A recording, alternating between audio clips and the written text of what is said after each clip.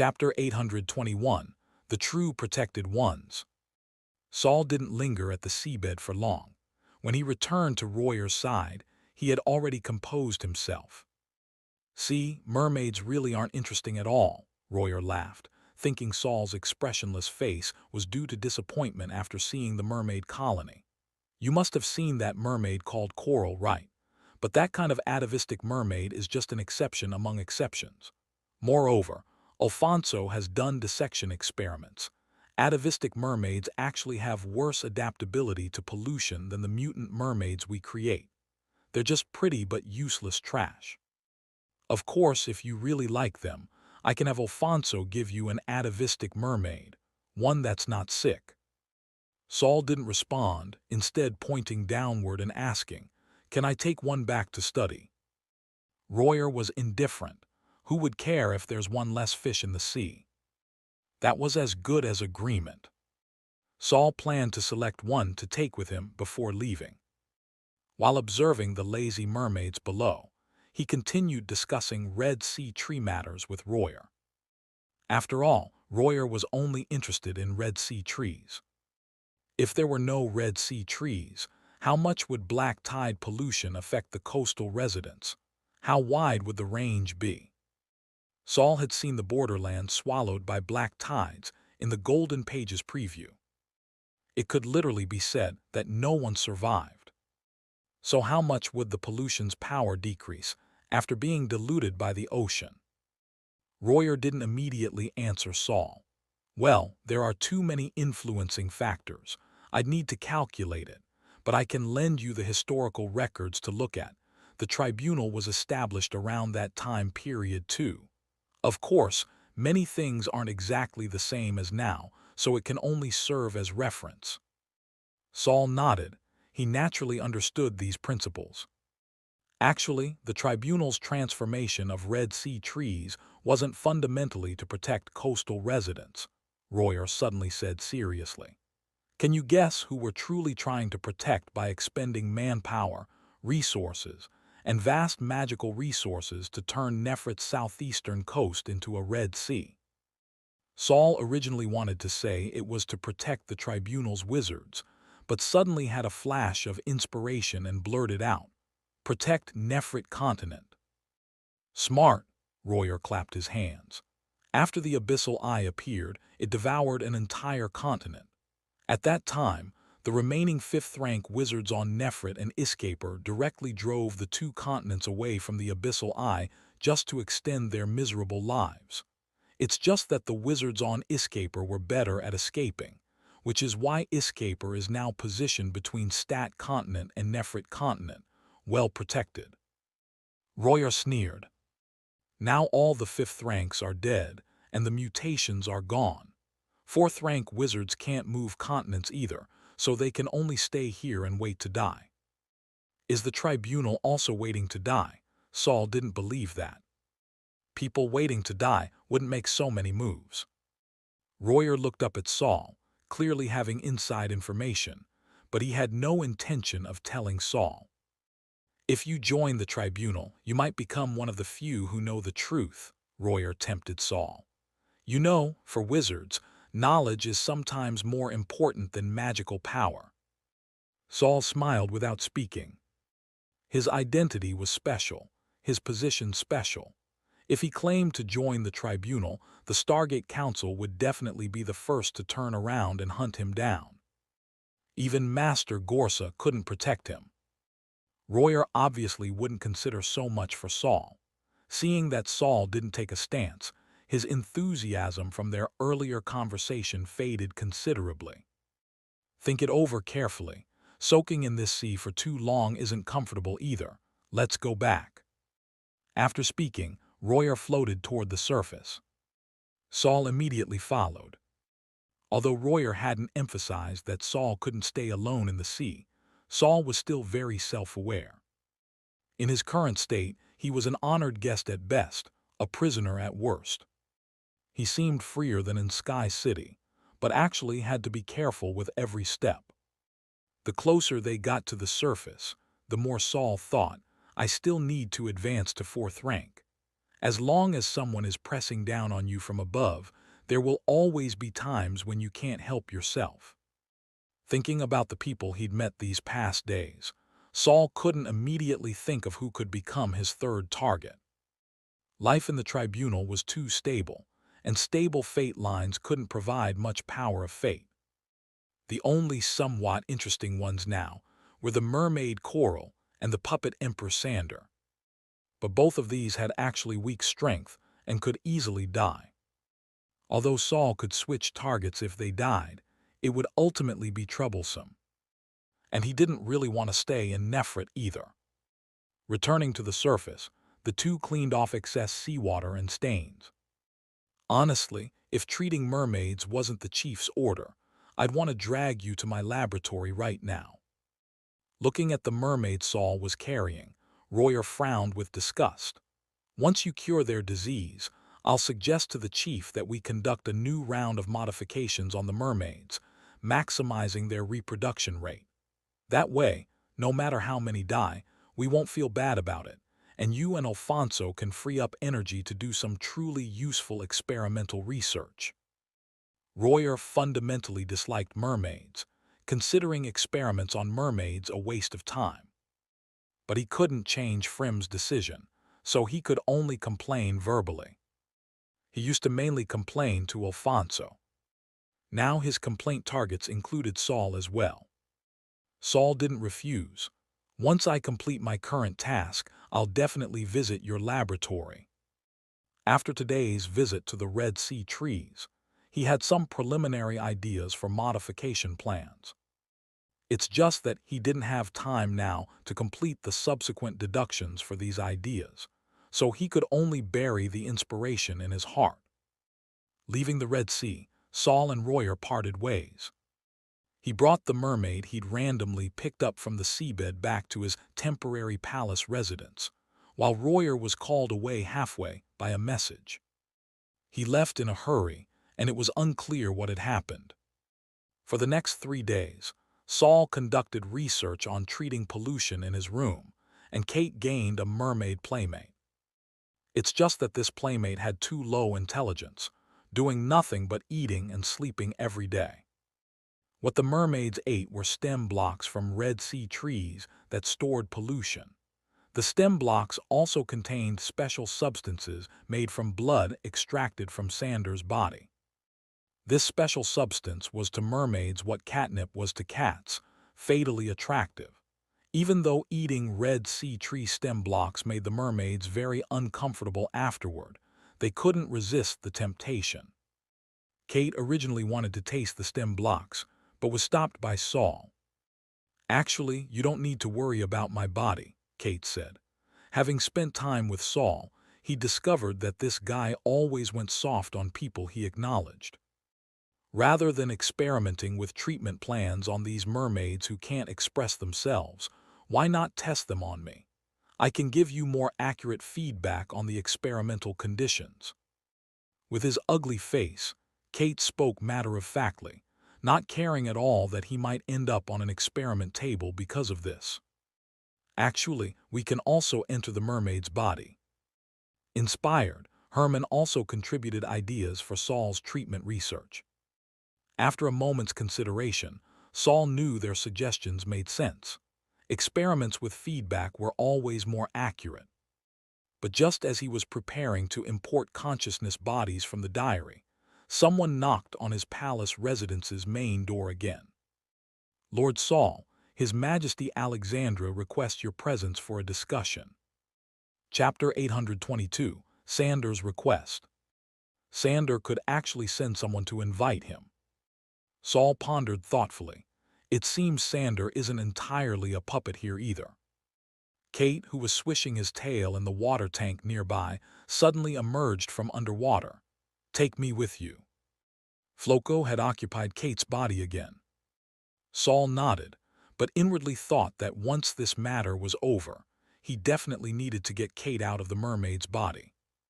Floco was coming over somewhat frequently, which would harm both Kate's body and soul. This soul that could easily adapt to various species' bodies, Saul didn't want him to break down so quickly.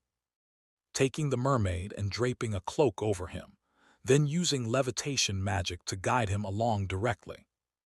This time riding a carriage to the palace where Sandor lived, Saul finally got a complete understanding of the surrounding environment.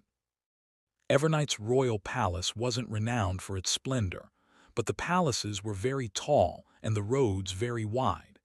It was as if only such magnificent architecture could embody the revered status of the royal family. Saul's temporary residence was in the northwest corner of this palace complex, while the Evernight Emperor's palace was in the southwest corner. Very clearly, neither Saul nor Sandor were the political center of Evernight. Getting off the carriage, guided by attendants through the central arched gate, Saul looked up to see only a vaulted corridor. Through the corridor is His Majesty's chamber. From here on, please proceed on your own, Lord Saul. The attendant bowed respectfully, then retreated to the carriage. I'll wait for you here. Saul led the mermaid like a balloon into the corridor. With no servants around, Saul's footsteps echoed in the spacious corridor. Perhaps the footsteps alerted someone inside, because before Saul could raise his hand to push the door, the palace gates opened inward just a crack. The one opening the door was actually the Evernight Emperor himself. Inside the door was very dark, with only a beam of yellow candlelight illuminating. Alexandra, Emperor of Evernight, the largest empire in Nefrit, stood inside the door wearing a white ruffled, unbelted long robe, holding a brass candlestick, smiling at Saul. Lord Saul, it's been a while. Sandor opened the door crack wider to let Saul enter. Following Sandor inside, Saul found this was the same palace Alfonso had brought him to last time. However, today this palace was very dark inside, with candle lamps lit only in the four corners, barely providing enough light for someone to walk without falling. Sandor walked ahead, knowing Saul didn't need his candlelight for illumination. Let's go to the inner room. This outer area usually isn't used. Following behind Sandor, Saul asked, Aren't you the Emperor of Evernight? Don't you even have a pretty little maid by your side? Sandor turned back with a smile. Under the dim candlelight, his face appeared waxy yellow, like a mummified corpse. Lord Saul, you don't know, I only have the title of Emperor. These past few years I've had no heirs, and whether it's the tribunal or Evernight's nobles, they're all getting impatient to replace me as Emperor. He glanced at the mermaid Saul was leading. As soon as they can complete another fusion with the mermaid royal bloodline they have, my head will immediately be cut off to serve as a wine cup for the new emperor. While speaking, they came to a small door. Sandor pushed it open, and soft yellow light immediately shone out from within.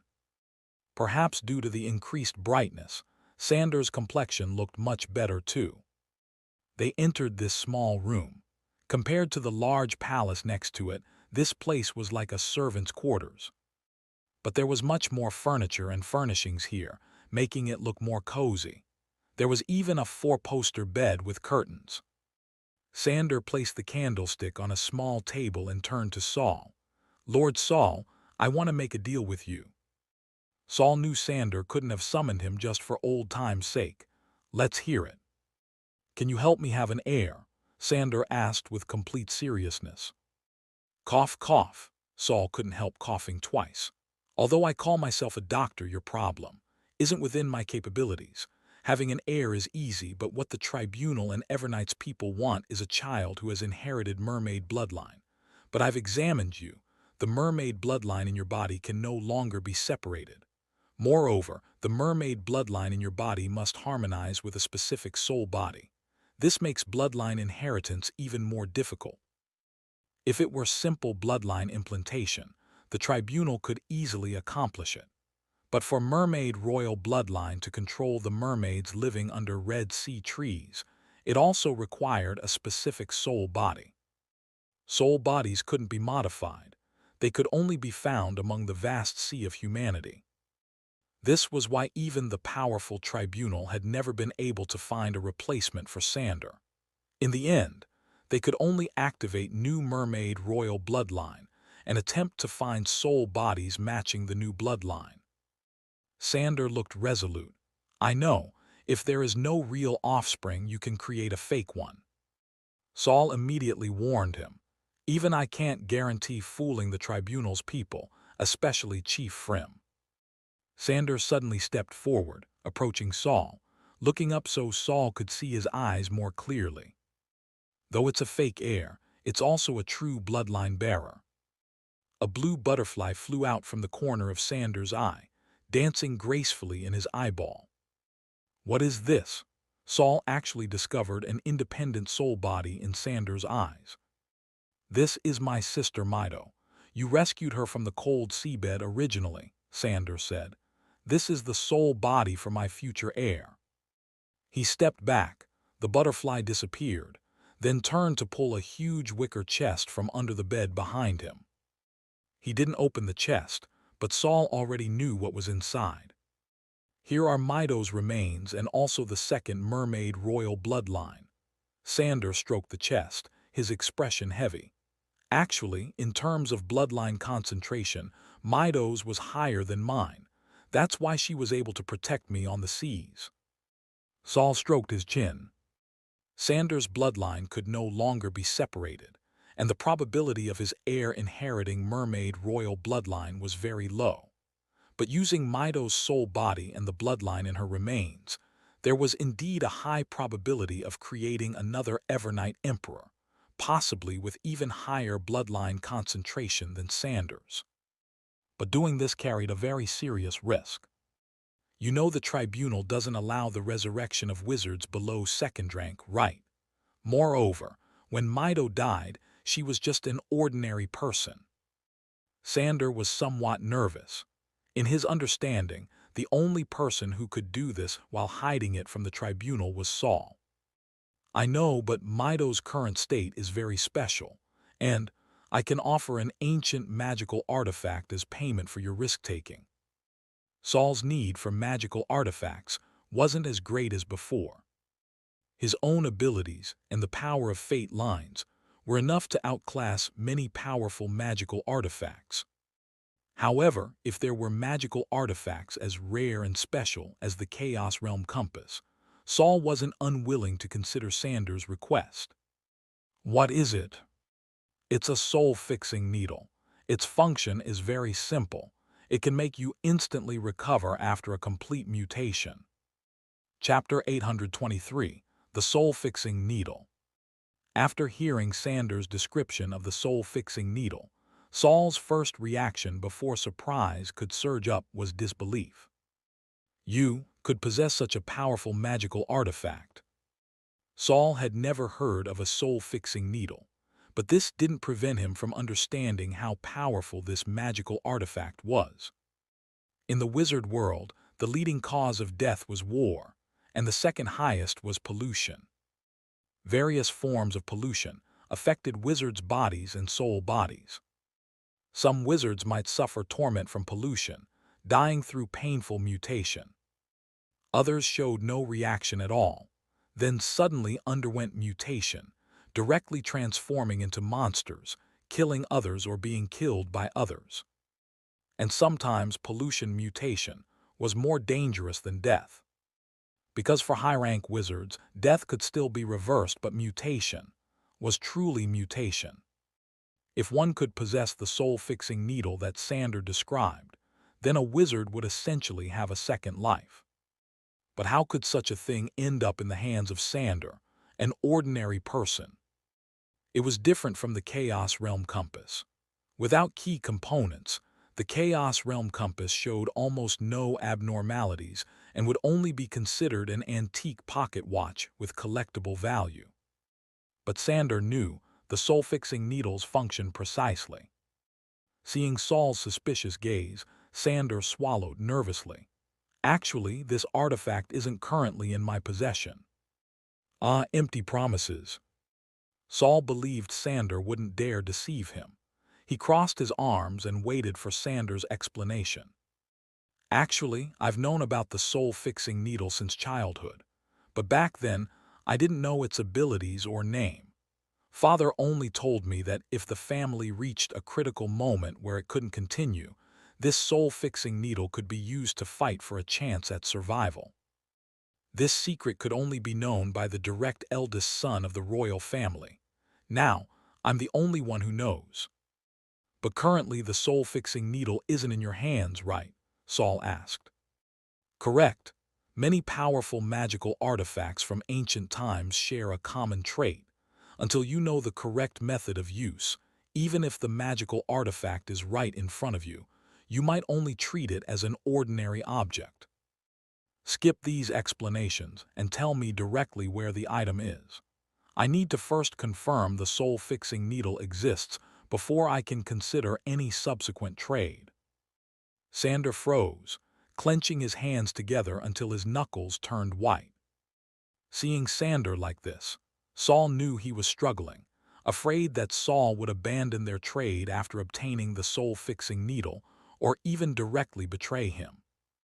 But at the same time, Sander understood he had no one else to turn to for help. He didn't trust a single wizard from the tribunal. And apart from the tribunal, he couldn't meet any other wizards. Saul was the first outsider Sander had met since being brought back to the Evernight Royal Palace.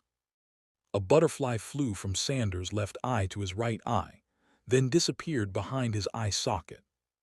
Sander suddenly looked up. Fine, I'll tell you the soul-fixing needle's location, and at the same time I'm also entrusting both mine and Mido's lives to you. Sander stepped forward, leaned close to Saul's ear, and spoke several sentences in an extremely low voice. Saul was startled looking at Sander. How could it be there?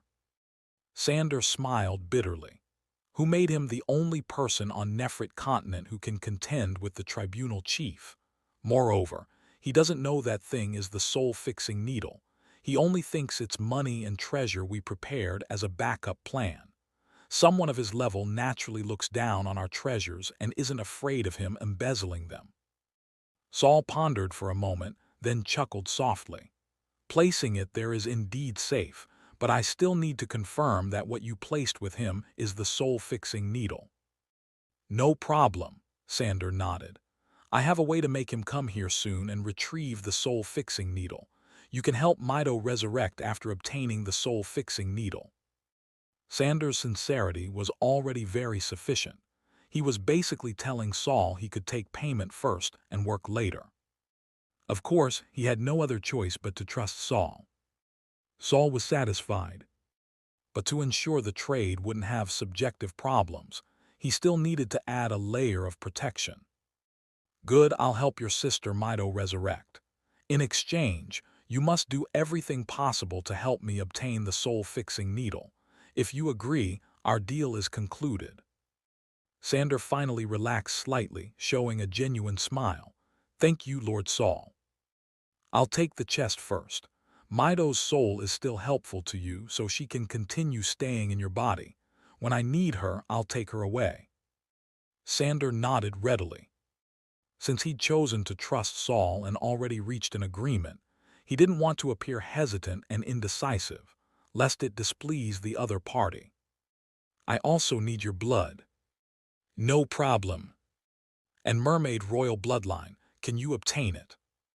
Mermaid Royal Bloodline stocks were very limited.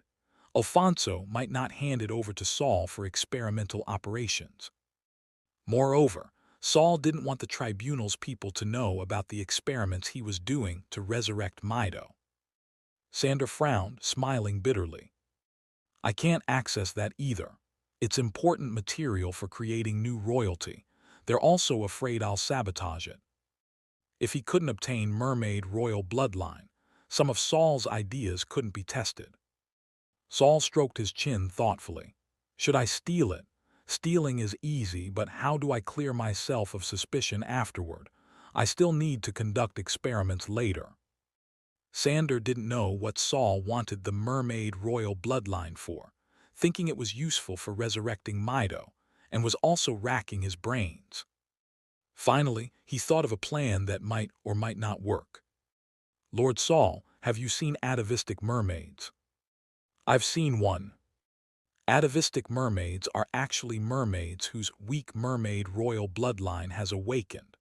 Though the bloodline in their bodies is thin, if we could find several more, we might be able to extract sufficient amounts of mermaid royal bloodline.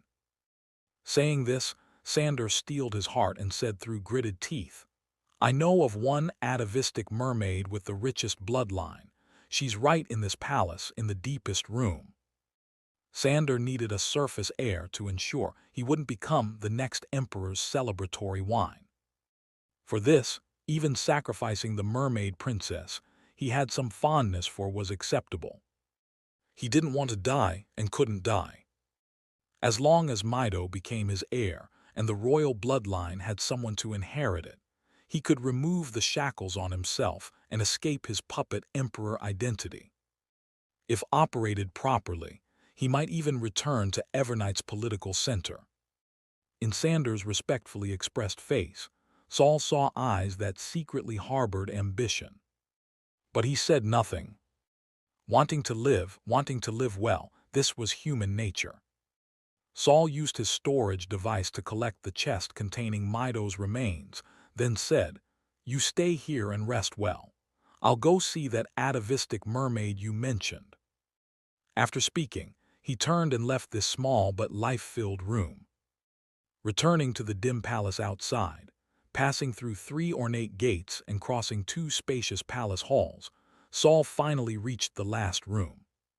He pushed open the final door and immediately saw the wall opposite. It wasn't a wall, but a huge glass house filled with water. A mermaid with a cyan tail was pressed against the glass, making eye contact with Saul. Her pearl-colored hair and pearl-colored eyes were like the most beautiful pearls in a shell. Even more beautiful than that mermaid called Coral, Saul thought. Suddenly a voice sounded behind him. Lord Saul, why are you here? Saul turned around and saw Alfonso, who had just teleported over. Chapter 824, 7-second memory. Interesting. Looking at Alfonso, who had suddenly appeared, Saul thought, I talked with Sander for so long without him showing up, but as soon as I see this mermaid, he appears. Could this mermaid have other special qualities besides her beauty? Saul's heart was already stirring with excitement, but his surface remained calm as he turned around. I heard there's a genuine mermaid princess here, so I came to see what makes her different from other mermaids. Alfonso walked past Saul and entered first. Pearl has the richest royal bloodline among mermaids, but that's all there is to it. In other aspects, she has no special qualities. Her performance in intelligence and soul body is even inferior to Coral. He walked to the glass wall and placed his hand on the glass. Pearl immediately sank down curiously, widening her eyes to look at Alfonso's palm pressed against the wall, wanting to get closer. Just then, Alfonso's hand suddenly flipped over, and his knuckles forcefully knocked the glass once, producing a very loud thunk. Pearl, who was about to approach, was immediately startled. The entire fish panicked, flipping several times in the water, swishing her tail as she swam shakily to a corner of the room, then looked at Alfonso in terror. Alfonso, expressionless with downturned mouth corners, turned to Saul and said, I've done this trick over 10 times, and she gets scared every single time. Saul found it amusing but couldn't laugh appropriately, so he clapped his hands twice. I heard fish only have 7-second memories. He also walked to the glass, waited 7 seconds, then mimicked Alfonso by placing his hand on the glass. Alfonso frowned. It's not just 7 seconds, usually by the next day she forgets. Before he could finish speaking, Alfonso's eyes widened. Because Pearl from the corner really did come back. She stared with her milky white, pearl-lustrous eyes, curiously approaching Saul's palm just like before. When Pearl got very close, Saul also knocked the wall with a thunk, then unsurprisingly watched Pearl swim back to the corner in fright. After that, Saul silently counted 7 seconds and repeated his previous action.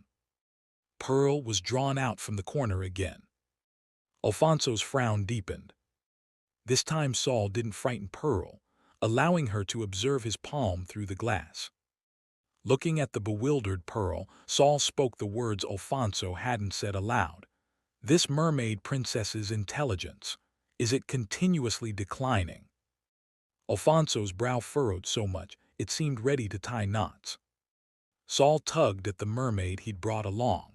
I want to see the difference between mermaid royalty and ordinary mermaids. Can I take some samples from Pearl? Alfonso's lips pressed white, and only after several seconds did he speak. What samples do you want to take? Saul counted them off one by one. At least a vial of blood, palm-sized skin, and if possible, I'd like to cut off a section of bone, preferably spine. Enough, Alfonso suddenly shouted in a low voice. Saul looked up blankly, gazing at him with an innocent expression. What's wrong? Is Pearl as rare and precious as the mermaid royal bloodline? Alfonso said with some difficulty. Pearl is currently the atavistic mermaid showing the most atavistic traits. Look at her tail. It's entirely cyan scales. Although her intelligence is somewhat low, she's still an important experimental subject. I'm also researching how to extract sufficient concentration of mermaid royal bloodline from her, so you can't touch her for now. Seeing that Saul seemed to want to argue further, Alfonso quickly added, You can think of Pearl as the current Alexandra. She may indeed not be that precious, but she's currently irreplaceable. Look at her tail scales. They're all cyan, very much like the azure scale clan mentioned in ancient texts. Without certainty, I won't easily turn Pearl into experimental material. Having said this, regardless of whether Saul agreed, Alfonso was already preparing to escort him out. He raised his palm toward Saul. This was the preparatory gesture for teleportation. If you really want to study atavistic mermaids, go look in the Red Sea. You can find ones with relatively high bloodline concentration there too. Once you can determine the experimental direction through other atavistic mermaids, I'll bring you back to study Pearl. Saul asked back, There are still atavistic mermaids in the Red Sea. Not many, but there are indeed some. All right, don't resist. Saul didn't plan to entangle further at this moment anyway. He could always use visiting Sander as an excuse to see the mermaid in the future.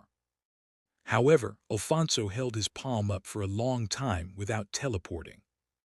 What's wrong? Saul didn't sense any spatial fluctuations. Alfonso looked conflicted, slowly lowering his hand.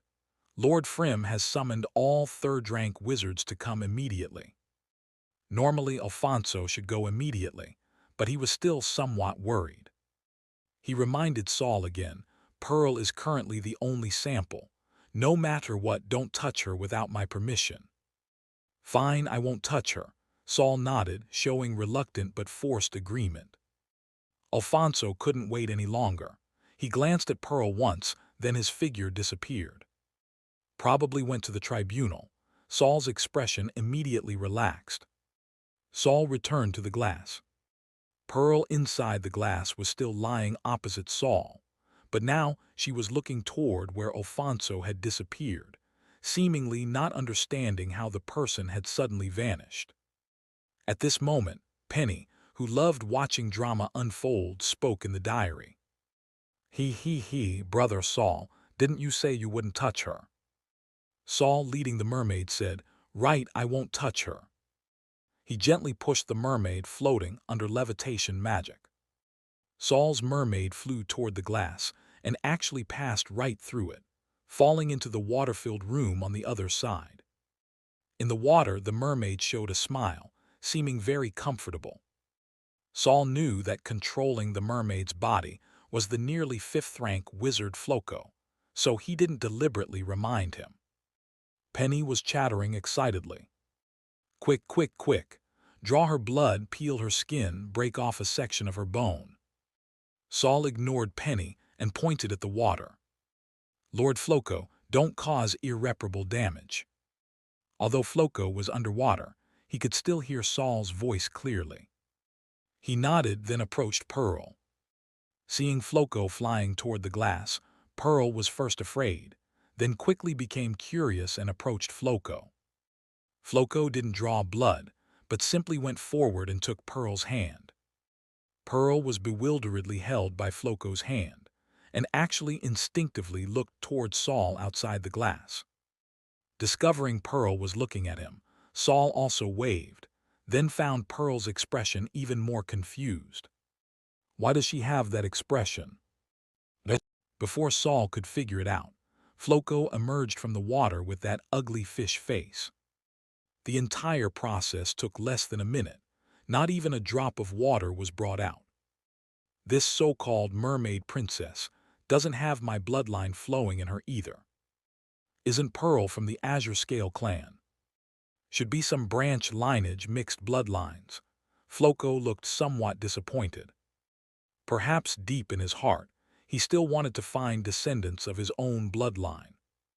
Not feeling dejected for long, Floco raised his hand, and a drop of dark red liquid floated from his palm toward Saul. This is the bloodline I extracted from her, just a small portion that won't affect her body. Outsiders won't discover anything missing unless they drain her blood for examination. It can self-repair in 2 months. This really helped Saul. He quickly collected the mermaid bloodline. Thank you very much. Oh, there's one more thing, Floco said hesitantly. I don't know if you care, but her soul body has been artificially damaged. The technique was very sophisticated. You would probably all think it was natural. Chapter 825, Bloodline. Who would destroy a mermaid's soul body? Or rather, why would someone make an already unintelligent species even more stupid? It must be someone who didn't want Pearl to have autonomous abilities. Could it be Alfonso? Saul speculated.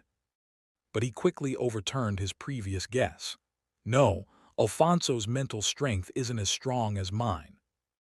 Saul still had that much confidence. And Floco said the other party's method of destroying Pearl's mental strength nearly fooled even him. This was confidence in the water god. Frim. Saul and Floco made eye contact, both thinking of this person simultaneously. Frim destroyed Pearl's soul body, possibly because Pearl herself has some special quality. But this special quality would hinder Frim, so he directly cut off any trends unfavorable to himself. Saul took one last look at Pearl, who had once again forgotten her fear and was pressed against the glass staring at Saul and Floco. Looking left and right, she seemed overwhelmed trying to watch both. Let's go, I've gotten what I wanted.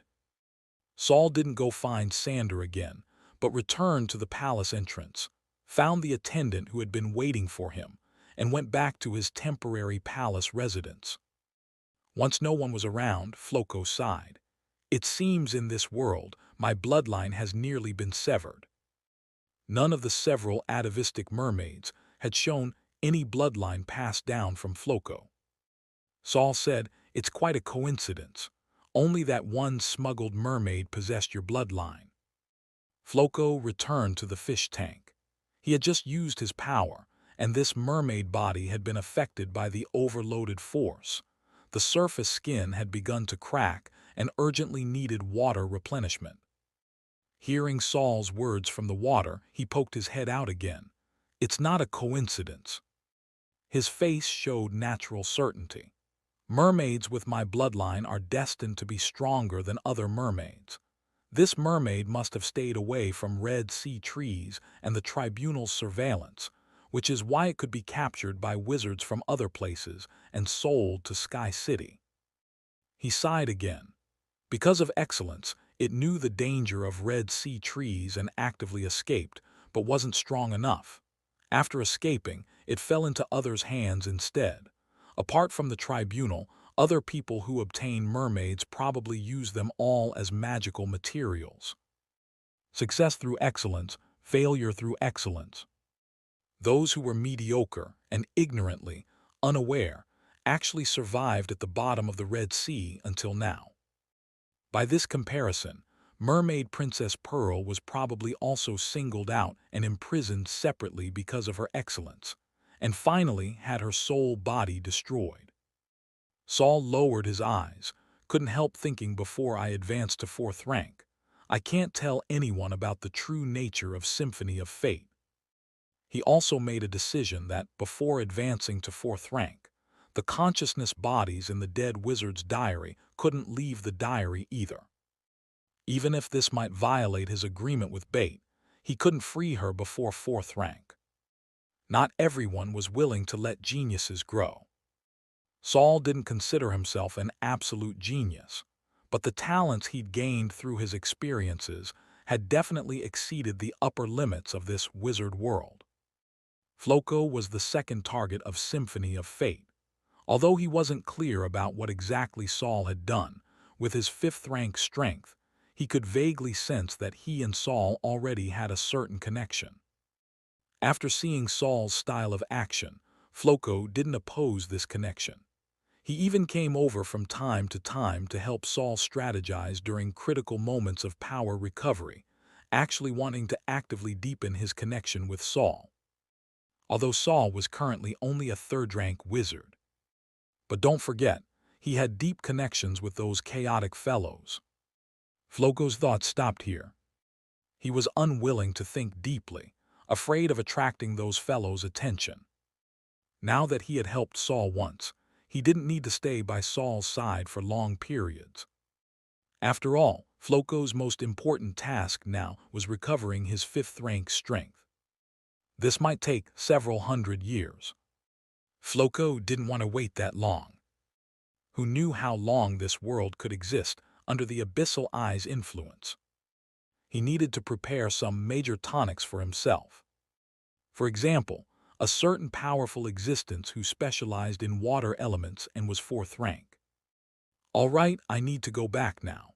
This body probably can't withstand my next possession either. Saul, you can extract Azure Scale clan bloodline from this mermaid body. It's definitely stronger than the royal bloodline the tribunal keeps. After telling Saul the optimal method for extracting bloodline, Floco returned to Sky City to continue preparing for his recovery. After Floco left, Kate slowly woke up. Yon, I'm back. He looked somewhat confused. Floco's possession had also created great pressure on Kate, who was stored in the mermaid body.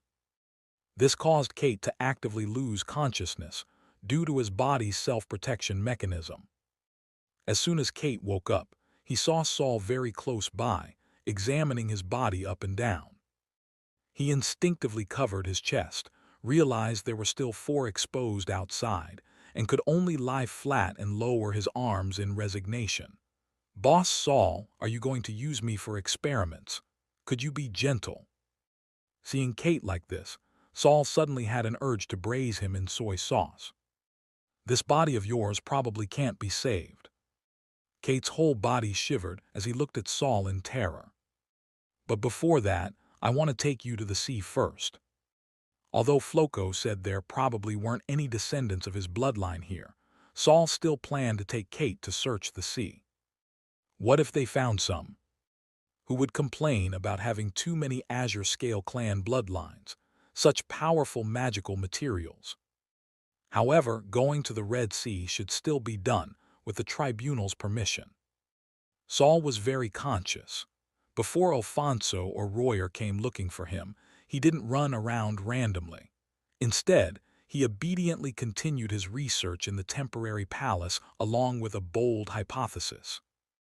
3 days later, Alfonso was still the first to come find Saul. Long time no see, Lord Alfonso. Saul looked up from thick steam, the crucible in his hands nearly burnt, but he was still increasing the heat. Why did you leave in such a hurry that day? Did something happen?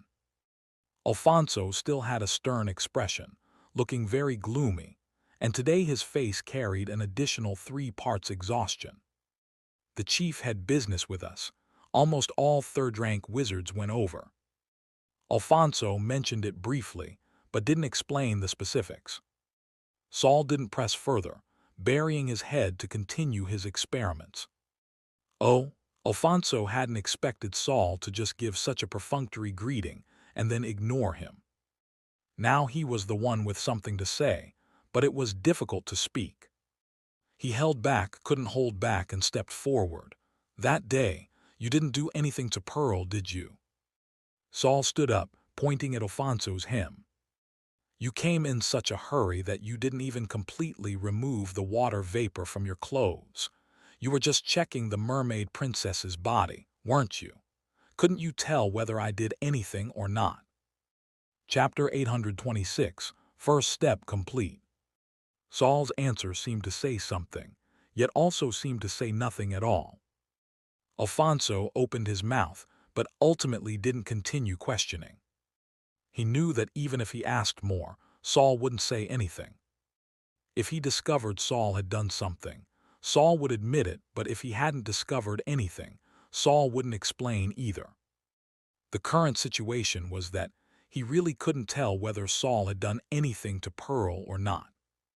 Alfonso was silent for a moment, then said in a low voice, "I just wanted to remind you that Pearl is a rare mermaid and can't be casually consumed." This time even Saul, who usually didn't care much, couldn't help but look up at Alfonso. He thought, this Alfonso really values the mermaid princess. Could Pearl have some value I haven't discovered? Alfonso stood in place, momentarily unsure what else to do, so he simply asked Saul, "How are your preparations?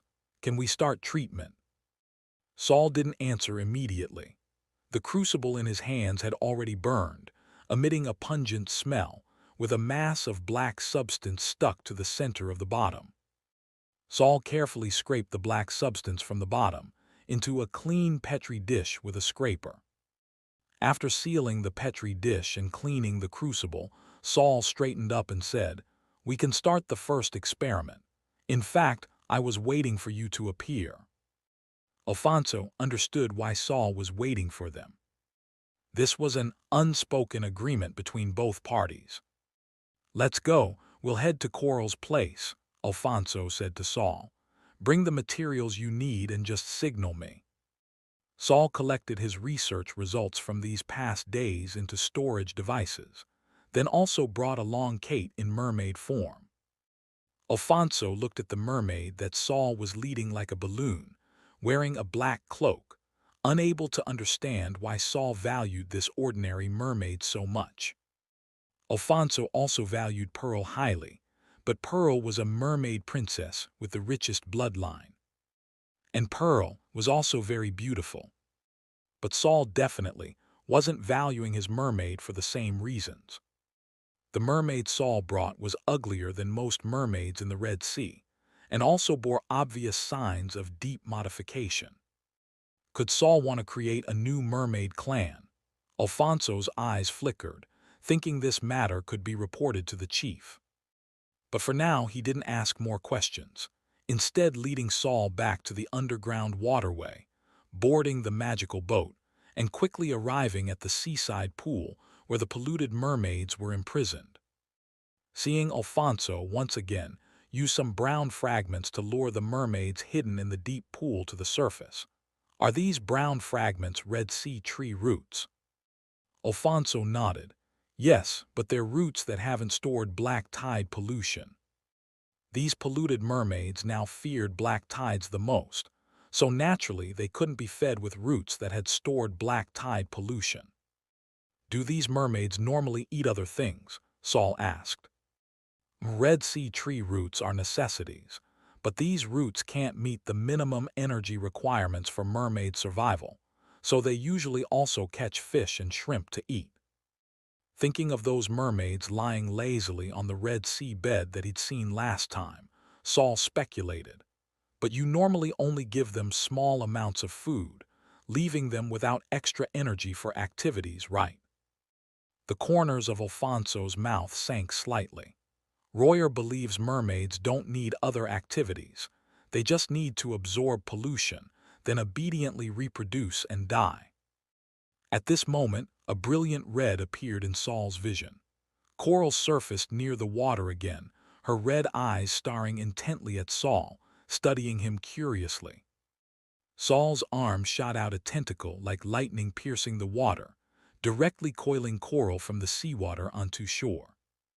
However, he was quite gentle. Though fast, he handled her carefully. When Coral came to her senses, she was already sitting on a smooth reef with her half-rotten tail hanging to one side. Saul raised his hand and conjured a huge experimental table, with shelves full of various instruments and potions. Saul princess carried Coral from the reef to the experimental table. The icy experimental table made Coral shiver, then she curiously reached out to touch it. This gray-black thing seemed even colder than deep ocean water.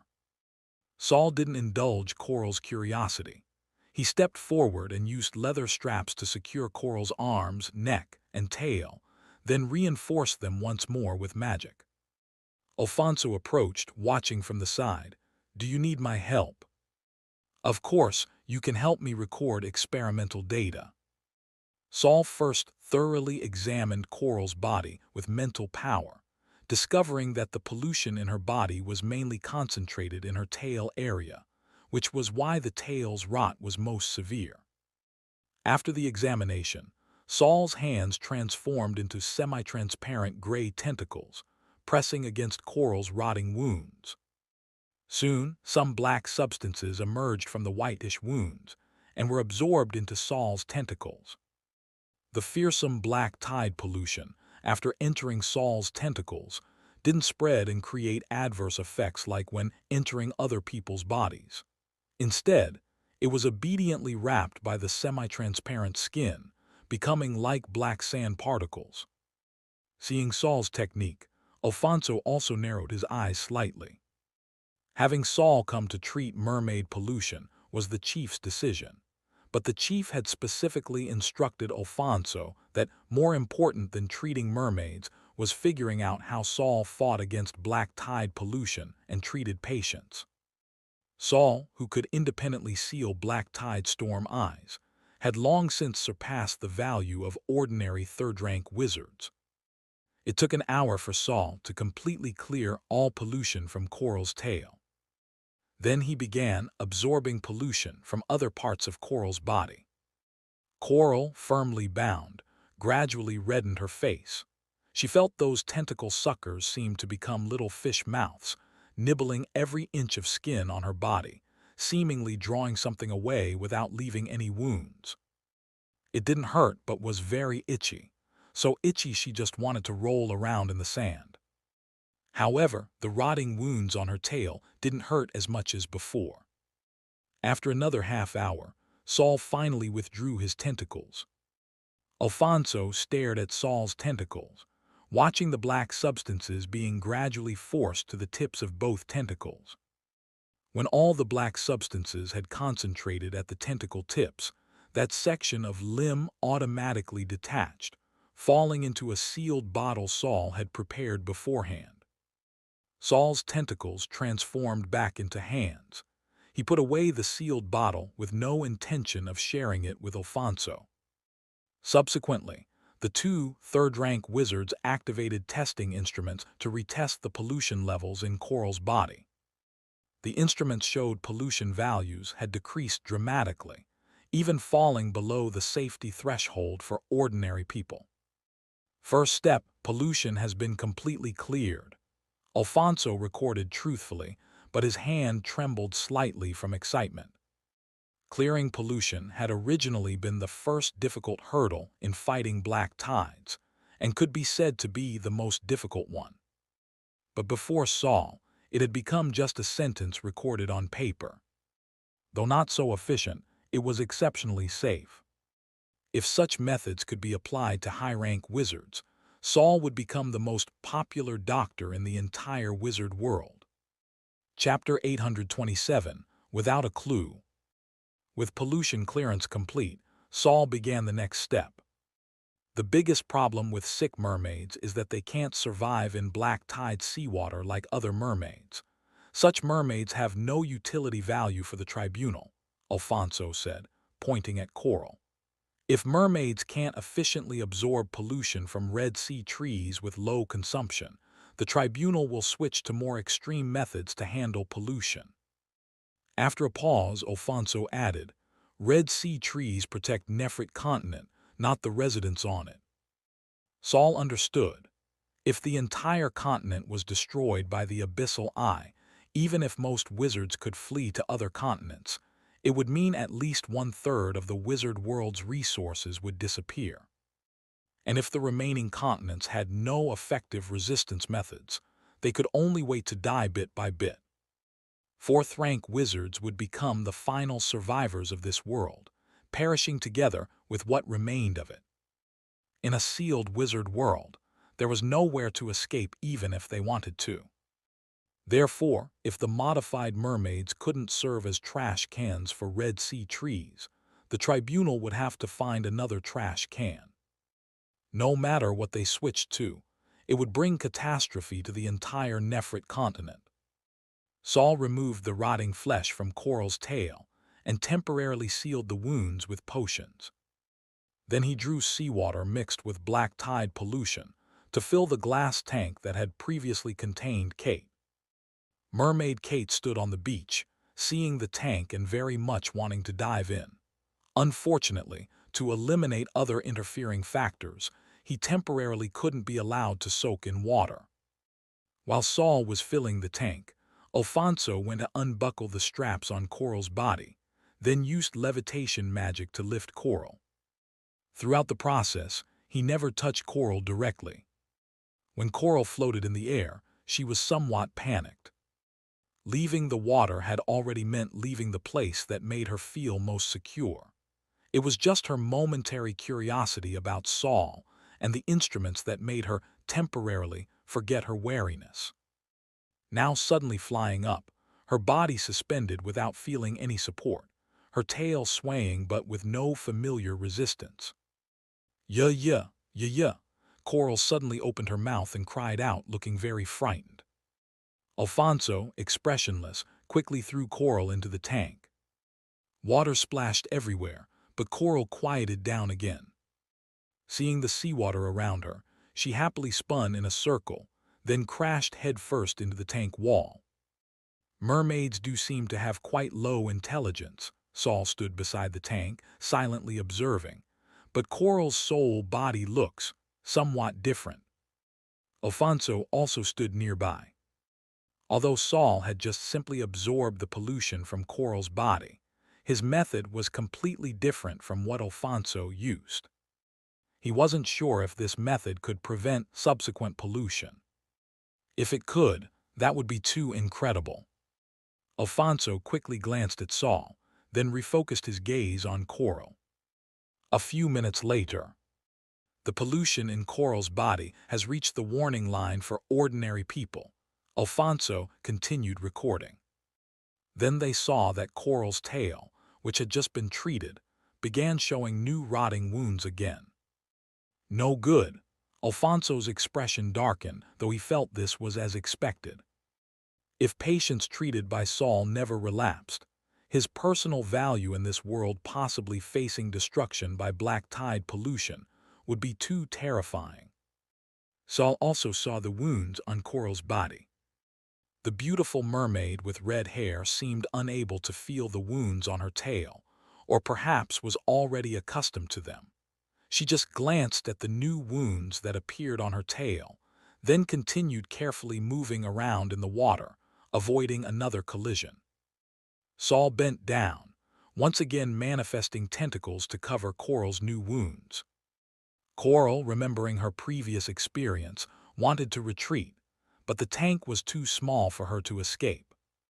This time Saul didn't clear the pollution from her body, just examined for a while before withdrawing his tentacles. Her body has undergone some kind of mutation. Her skin ulcerates when pollution exceeds safe levels, but no signs of contagion were found. Why would this disease, similar to genetic mutation, be contagious? Saul had previously extracted rotting flesh from Coral for cultivation experiments, but found no signs of contagion. Could the transmission route not be through contact? Saul stood up and lifted Coral out of the seawater. One more time. Alfonso, him. Coral, yeah. After clearing the pollution from Coral's body again, Saul had another sealed bottle containing black tide pollution in his hands. Once clearance was complete, Saul again carried Coral toward the tank. However, this time, before throwing Coral in, Saul suddenly struck. A black blade flashed, directly cutting Coral from collarbone to lower abdomen with a huge wound. The black blade didn't deliberately avoid vital areas. All skin, muscle, organs, and bones along its path were cut with clean incisions. Blood immediately gushed out. But before the blood could splash on him, Saul threw her into the tank. The tank, which hadn't been particularly clear to begin with, was immediately muddied by fresh blood. Yeah. Coral seemed to finally understand the threat of death, struggling in the tank as more blood flowed faster from her wounds. But such murky water conditions couldn't obstruct Saul and Alfonso's vision. The two stood beside the tank, seriously watching the changes in Coral's wounds. Time passed bit by bit, and Coral's tail once again showed rotting wounds. Saul glanced at the wounds on her tail, then continued focusing his attention on the huge wound across Coral's chest and abdomen. After a few more minutes, Coral's struggles gradually weakened. Alfonso, who had been silent, spoke up. "If you don't want to kill her right now, you can stop right. If they waited any longer, even with a mermaid's robust constitution, she would die." Saul nodded and bent down to lift Coral from the bloody water. This time his movements were gentler. He carried Coral back to the experimental table and immediately began cleaning the wounds and using healing magic to close the knife cuts. Although she received treatment, due to the oversized wounds, excessive blood loss, and soaking in seawater for several minutes, Coral's eyes rolled back and she fainted.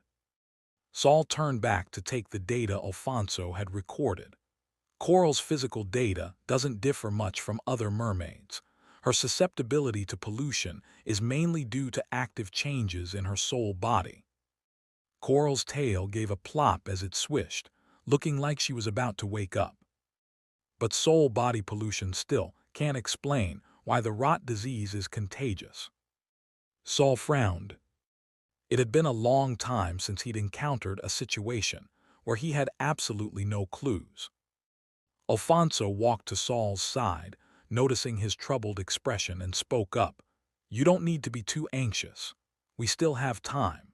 Even if there's really no solution in the end, we can follow Royer's idea and compensate for losses through quantity. No matter how large the quantity, if the number of pathogens reaches a certain level, the disease will spread uncontrollably. Then no number of mermaids will be enough to die." Saul turned around, looking toward the ocean. The nearby sea here was a brilliant red, as if it had been dyed with blood. "Alfonso, what? Are there still atavistic mermaids in the ocean?" "Although most atavistic mermaids have already been collected by me, this sea area is so vast that there are definitely some still remaining outside." "I'm going to look in the sea," Saul said, picking up Mermaid Kate from the ground. "Let's go together." Chapter 828, Fate is Fickle. Although Alfonso wasn't responsible for caring for Red Sea trees, bringing Saul into the Red Sea was still no problem. The timing of entering the Red Sea was quite good. When Saul and Alfonso descended, the schools of mermaids weren't lying lazily on the seabed, but were gathered around the Red Sea tree roots, gnawing at something with their sharp teeth. Looking carefully, one could see brown root stems hanging on the tree roots like tree tumors. These mermaids had very strange expressions, extremely enjoyable, as if they were enjoying a feast. When Saul and the others passed by, not a single mermaid was distracted enough to notice them. Saul released Kate and said to him in a low voice, "We'll search separately. If you discover any existence with a similar scent, call for me." Kate nodded. He wasn't as sensitive to Azure Scale clan bloodline as Saul. If Floco weren't inconveniently unable to possess a body right now, having him come along to search together would actually be fastest. Currently, Saul and Kate could only follow the clues Floco had left behind, trying to find other mermaids possessing Azure Scale clan bloodline. Alfonso didn't search. He stopped in the area with the densest tree roots, watching every move Saul and Kate made. Red Sea trees were extremely important strategic resources concerning the future of the entire Nefrit continent. Naturally, he wouldn't let Saul remain alone under the sea surface. Of course, he wasn't too worried either. The special nature of the Red Sea and Red Sea trees meant the entire tribunal kept their attention focused here. If situations beyond their control arose, even Tribunal Chief Frem would rush over immediately. Alfonso, watching Saul to prevent him from causing trouble, was actually also protecting Saul. Saul knew Alfonso was watching him. Although nominally searching for atavistic mermaids, he was actually still hunting for his target. Thousands upon thousands of mermaids were gathered under the Red Sea trees. After Saul swept around for a few days, he sank to the seabed to see if there were any fish that slipped through the net. Kate searched for targets by scent near the tree roots. Saul swam deeper and deeper, already approaching some distant canyons and caves. Alfonso's eyes were fixed tightly on Saul. Without realizing it, his hands were already clenched together. Saul didn't know that Alfonso above was inexplicably becoming nervous. He was just searching in some places where fish rarely went. What he was looking for were mermaids possessing Floco's bloodline. Such mermaids would very likely be like the mermaid Kate possessed, constantly trying to escape the Red Sea. Perhaps they would appear in hidden areas at the Red Sea's edges.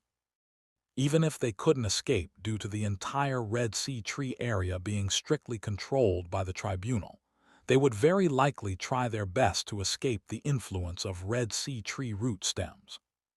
Suddenly, while passing through an area covered with layers of root stems, Saul faintly sensed a somewhat peculiar mental power. But that mental power flashed by in an instant, as if the anomaly Saul had just sensed was only his illusion. But Saul understood he definitely hadn't made a mistake. He stood on the patch of tree roots, where the mental power fluctuation had just appeared, and gently stomped the ground with his feet. Mental power probing confirmed there was indeed a crevice below, very narrow, but enough for a thin person to pass through. Just as Saul wanted to lift the tree roots to take a look, Alfonso descended from above. Any discoveries? There might be mermaids down here too. Alfonso stepped forward proactively, directly lifting large patches of tree roots, stirring up sand from the seabed. The commotion was rather large. Saul raised an eyebrow slightly, but didn't stop him. There are mermaids below. Alfonso looked down and said to Saul, "Do you want to go down and catch that mermaid?" Saul smiled. "I'll go take a look and come back." This time Alfonso made no other moves, just waiting above. Saul went down for a swim and saw a mermaid lying on a rock. This mermaid had several cyan scales on its tail, clearly related to atavistic mermaids. But when Saul scanned the other party's soul body, he discovered the other party's mental power fluctuations were somewhat different from the hidden mental power he just discovered. The mermaid from just now should have already run away. Saul didn't search deeper. Even if he went down, he'd probably only find one or two ordinary mermaids at most. That extremely hidden mental power from just now had definitely disappeared. Having failed to track the target from just now, he'd basically lost the trail. Saul grabbed the mermaid he discovered and emerged from the ground crevice. The mermaid didn't resist either, looking as silly and foolish as other mermaids, without active consciousness. One was hiding here. Saul showed the mermaid he'd pulled out to Alfonso. There are too many mermaids here. This one was probably squeezed down and didn't know how to get back out. The mermaid Saul brought out was very thin even thinner than other mermaids by a full size. If Saul hadn't already distinguished that the mermaid before him wasn't the one he'd just discovered, he might have agreed with Alfonso's view, that it was a mermaid that had been squeezed down, couldn't find a way out, and was starved thin. Alfonso's gaze moved down, seeing this abnormally thin mermaid had a palm-sized patch of cyan scales on its tail. Congratulations, you actually found your target among so many mermaids. Could Saul say his real target actually wasn't atavistic mermaids? No, so he brought back this mermaid that had become a scapegoat. When leaving the Red Sea, Saul also brought back some Red Sea tree roots and stem blocks. After all, how could one research mermaids without Red Sea tree cooperation? It was just a pity that to take away a complete Red Sea tree, one had to apply to the tribunal's specialized Red Sea tree maintenance group, then temporarily withdraw part of the seal maintenance on Red Sea trees before conducting harmless transplantation. And the maintenance group's leader was naturally the third-rank wizard Royer, who cherished Red Sea trees immensely. But Royer wasn't there. Saul could only settle for second best, choosing a section of branch with relatively vigorous vitality, planning to try putting it in water when he returned. Sitting on the return boat, Mermaid Kate hugged the newly captured atavistic mermaid while shrinking in a corner. Although the two mermaids didn't have the same bloodline, they at least belonged to the same species. With Kate's comfort, the new captive could be somewhat calmer. Giving Kate a look, Saul turned back to ask Alfonso, who was steering the boat. "Does this mermaid have a name?" Alfonso focused on steering, not glancing at the new mermaid even once. "You discovered him first." Saul turned back. The newly caught mermaid was male. Following Alfonso's usual naming convention, let's call him Quartz for now. The mermaid with his new name moved, then was firmly hugged by Kate again. The return journey remained dim, just like the difficulties Saul was currently facing. If you can't find or solve the cause of mermaid illness, you might have to accept Royer's plan about creating new royalty and modifying mermaids. But Alfonso said, "I don't hold much hope for Royer's plan either. New royalty. If bloodline fusion were so simple, the tribunal wouldn't have let the current Evernight royal family exist for so long." In the dark flowing water, a sigh rang out. Bloodline fusion isn't something calculations and formulas can handle. Sometimes it's as fickle as fate, and fate cannot be manufactured. Chapter 829, Then Create Fate. Hearing Alfonso's sigh, Saul initially wanted to agree, but suddenly the image of a pentagram flashed through his mind, and the words about to emerge from his mouth suddenly changed. "Challenging fate is what makes things interesting. I suddenly have inspiration. I need to go back and think this through properly." Alfonso looked at Saul with some surprise. In the darkness, Saul's gray eyes seemed to be glowing. Alfonso seemed dazzled by the light and actually turned his head away, unwilling to look at Saul anymore.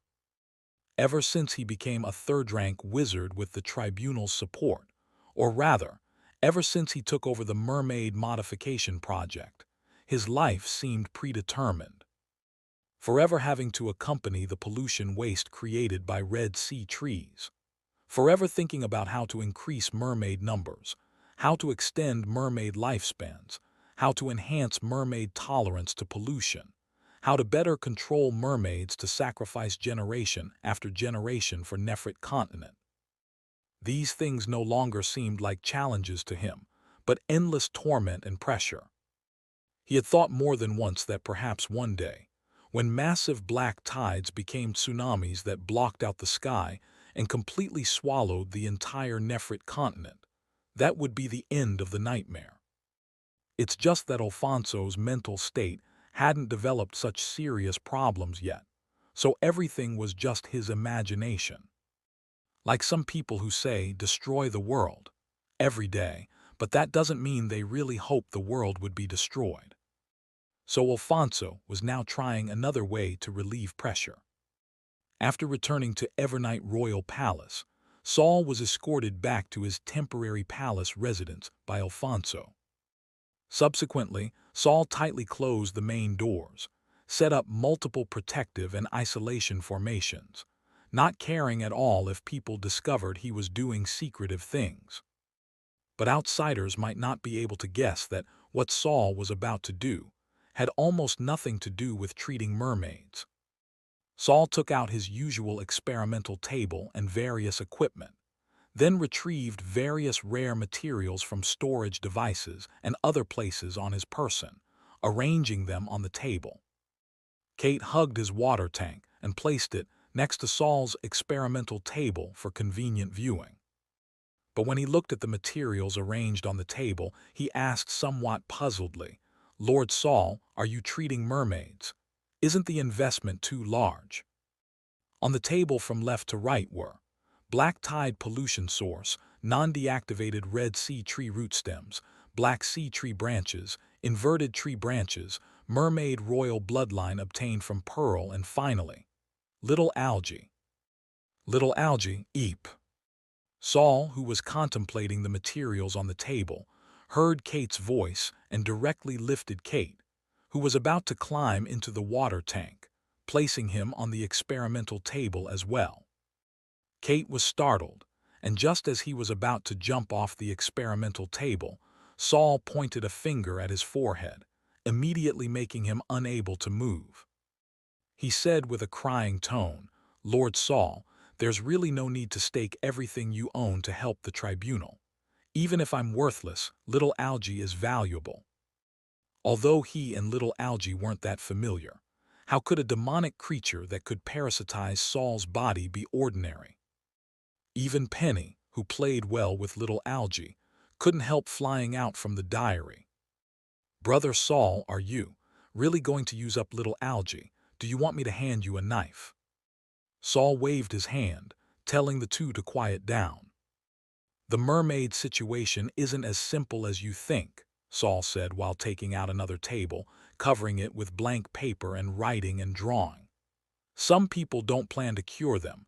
Some people aren't sincere about curing them. Some people don't want them cured. Since I'm mixed up in this, I don't need to be too concerned either." Kate listened in confusion, but Penny, who had been following Saul in the diary these days, was smart enough to match each person to their role. But after matching them up, she became somewhat worried about Saul's situation. "Brother Saul, if it's really as you say, wouldn't we be safest doing nothing at all?" "Not really. The problem definitely needs to be handled. The tribunal won't really let Red Sea trees have problems. Don't look at how urgent things seem now, but I believe these people have already prepared backup plans privately." "Then, Brother Saul, what are you doing now?" Penny could no longer understand the formulas Saul was writing. Although she could understand individual magical symbols, when connected together they were like hieroglyphics, completely contrary to her cognitive logic. Saul didn't hide anything from the nightmare butterfly, explaining in low voices while also helping himself clarify his thoughts. "After coming here, none of the people I've met are suitable to become the third target of Symphony of Fate. But Alfonso's words today reminded me that how difficult it is to fuse bloodlines. It's as fickle as fate. But Penny, my Symphony of Fate is creating new fate, isn't it? Since I can create a new fate, why can't I create a target?" "Whoa!" Hearing Saul's idea, Penny flew to the experimental table, finally landing on the tip of little algae's tentacle, who was lying flat obediently. "So, Brother Saul, are you going to fuse little algae and Kate into a new individual?" Saul chuckled softly, stroking little algae's tentacle. "The created target needs to stay in Nefret. I can't bear to leave little algae here. I plan to extract part of the tentacles, using little algae's powerful devouring and fusion characteristics to fuse together the valuable parts of these materials." Kate finally understood. Lying next to little algae, he carefully interjected, "Lord Saul, even if little algae and I have no objections, Red Sea trees and that thing, He pointed at the Black Sea Tree branch. Can't coexist, right? Saul picked up the Red Sea Tree branch. When the Red Sea Tree branch approached the Black Sea Tree branch, it began deactivating. Once moved away, it stopped deactivating. But when Saul held the Red Sea Tree branch near Little Algae, the Red Sea Tree branch showed no signs of deactivation. Penny remembered. That's right, Little Algae also devoured part of a Black Sea Tree, although only a portion. Theoretically, Red Sea trees should also fear Little Algae. But now it has no reaction, so Little Algae can avoid the characteristic of Red Sea trees deactivating due to Black Sea trees. Could it be that you want to fuse Red Sea trees and Black Sea trees to create a new type of tree, Lord Saul? Saul shook his head. My target can't be a plant that can't move and can only be manipulated by others. I need someone with ability, ambition, and methods. Penny looked at the other materials on the table, having some guesses but unable to voice them. All right, now I need to start designing experiments. You all lie flat to make it convenient for me to extract materials. Hearing this, even though Kate was full of anxiety, he had no choice but to lie flat on the experimental table like Little Algae. After lying flat, he still couldn't help reminding, Lord Saul, please be gentle. Little Algae, eep. Half a month later, Saul, who had been in seclusion, once again received an invitation from the Evernight Emperor. During this half-month, many Evernight nobles had also sent messages and rare magical resources to Saul through intermediaries, but Saul uniformly refused them all, returning everything. For him now, cooperating with anyone was the same, so why not find someone he knew? Riding the familiar carriage, Saul came to the lonely and spacious imperial palace. Still, the noble emperor himself opened the door and led Saul into his small but cozy room. Placing the candlestick in his hands down, Sander closed the door and immediately said to Saul, I've already invited that person over. Once he arrives, I'm confident I can retrieve the soul-fixing needle. Oh, Saul hadn't expected it to be so fast. I can't help but ask. The Black Flame Empire's emperor, a fourth-rank wizard like the tribunal chief. How could he be so easily invited by you? Sander lowered his voice. Because a new round of black tides is coming. Chapter 830, The Test. Black tides were coming. Saul immediately thought of the storm eye that had appeared in the borderland. Large amounts of black tide had also surged from there, and Saul had personally experienced the terror within. This made him frown deeply. Does the tribunal have methods to deal with it? Sander asked Saul to sit down, then sat on the edge of the bed across from him. You don't need to worry about this. The tribunal has fought black tides for so many years and already has very comprehensive countermeasures, Sander said hurriedly. He was afraid of scaring Saul away. Although each black tide assault causes enormous damage to Red Sea trees and mermaids, the tribunal will also take action. Before Red Sea tree numbers drop to the warning line, wizards will unite to resist the black tides and the monsters within them. Over all these years, although black tides have posed threats of varying degrees to Nefret, they've never truly broken through the continent's defenses. Seeing Sander's desperate explanations, Saul raised his hand to stop him from continuing. No need for that. I personally don't fear black tides. If possible, I'd actually like to see with my own eyes what Nefret continent's black tides are like. After all, Sander was confined in Evernight's palace as a human blood bag. He only knew a general outline of external affairs and wasn't clear about how Saul had single-handedly saved half the borderland. Seeing Saul say this, he went along with his words. Very well, if Lord Saul wants to experience black tides, I'm sure the tribunal's people definitely won't refuse. Sander hurriedly moved past the black tide topic. When Black Flame Empire's Emperor Alo arrives, due to political needs, he'll definitely meet with me. At that time, I'll ask him to return the soul-fixing needle. Will Black Flame's Emperor return the token according to his agreement with your ancestors? Saul manifested a black branch in his hand, spinning it continuously like a pen. He definitely will. Because of Black Flame Emperor's locator, he doesn't make promises lightly, but once he promises, he'll definitely follow through. Locator.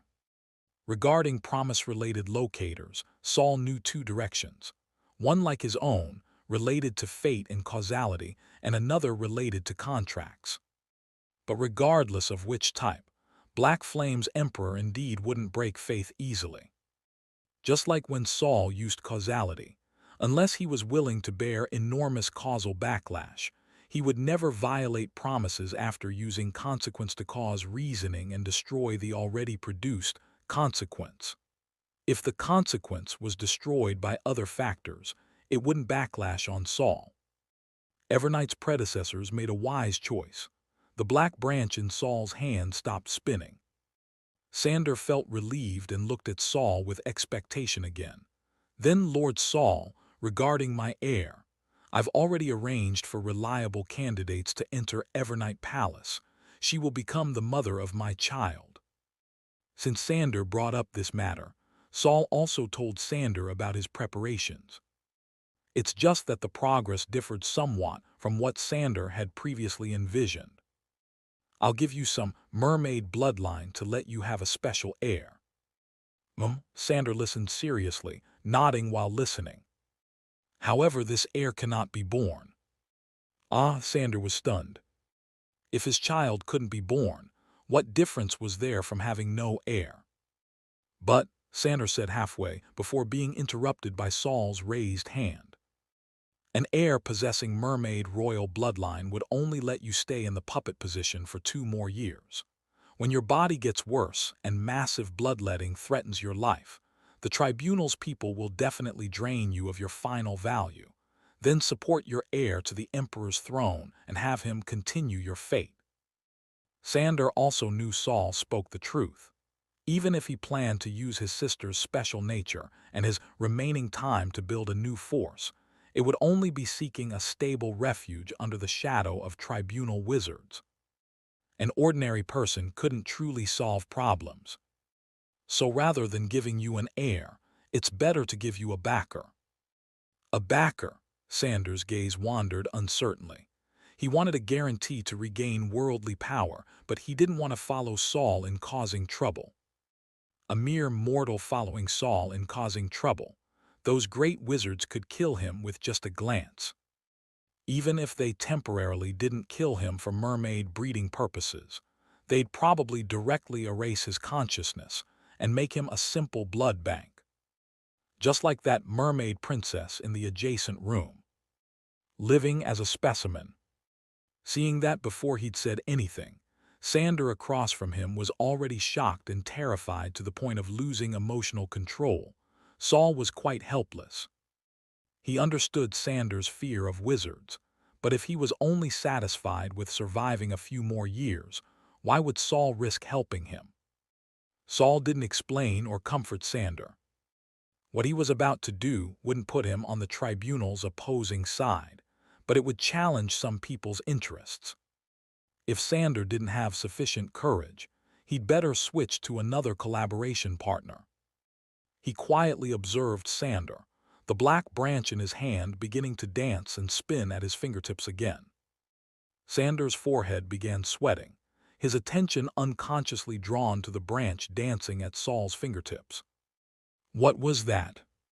He suddenly looked at Saul, black. He spoke the first word, but didn't dare speak its complete name. If Sandor guessed correctly, this thing was a forbidden object in Nefret.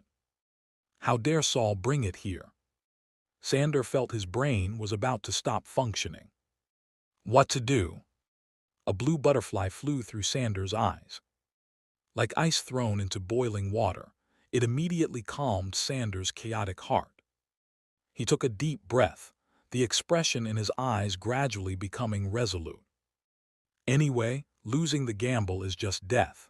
I have no one else to turn to for help.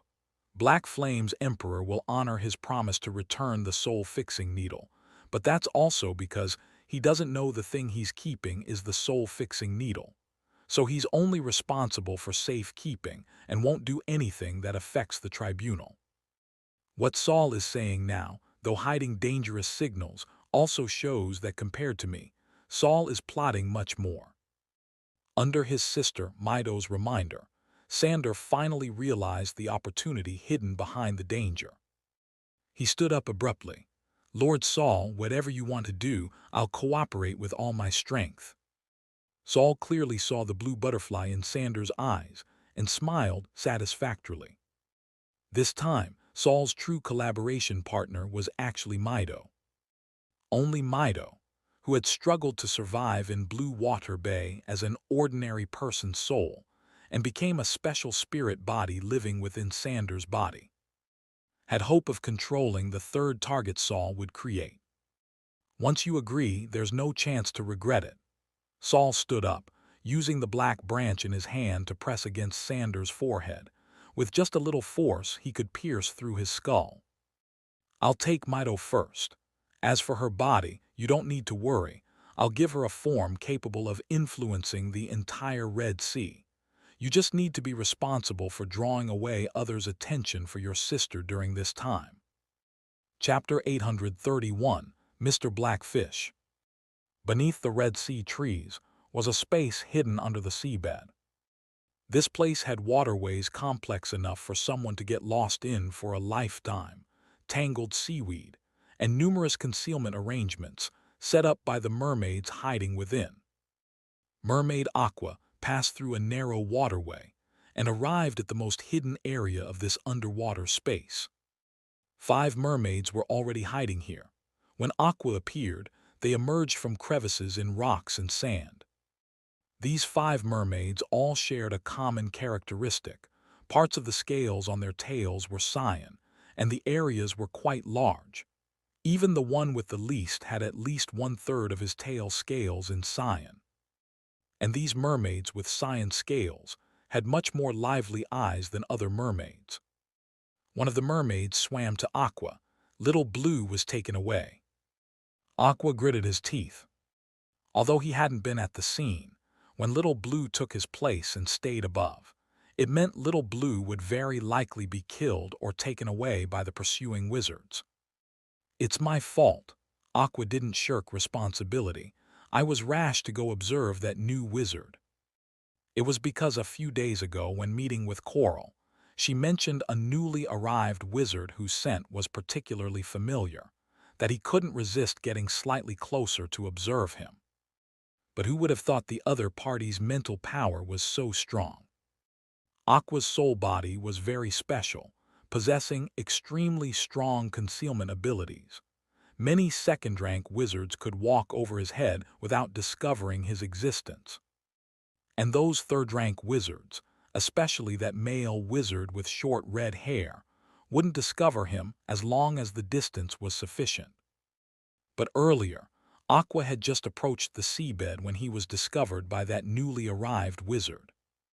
Realizing something was wrong, he immediately escaped through the hidden waterways as they had practiced, while Little Blue immediately stepped forward to take his place and confuse their pursuers.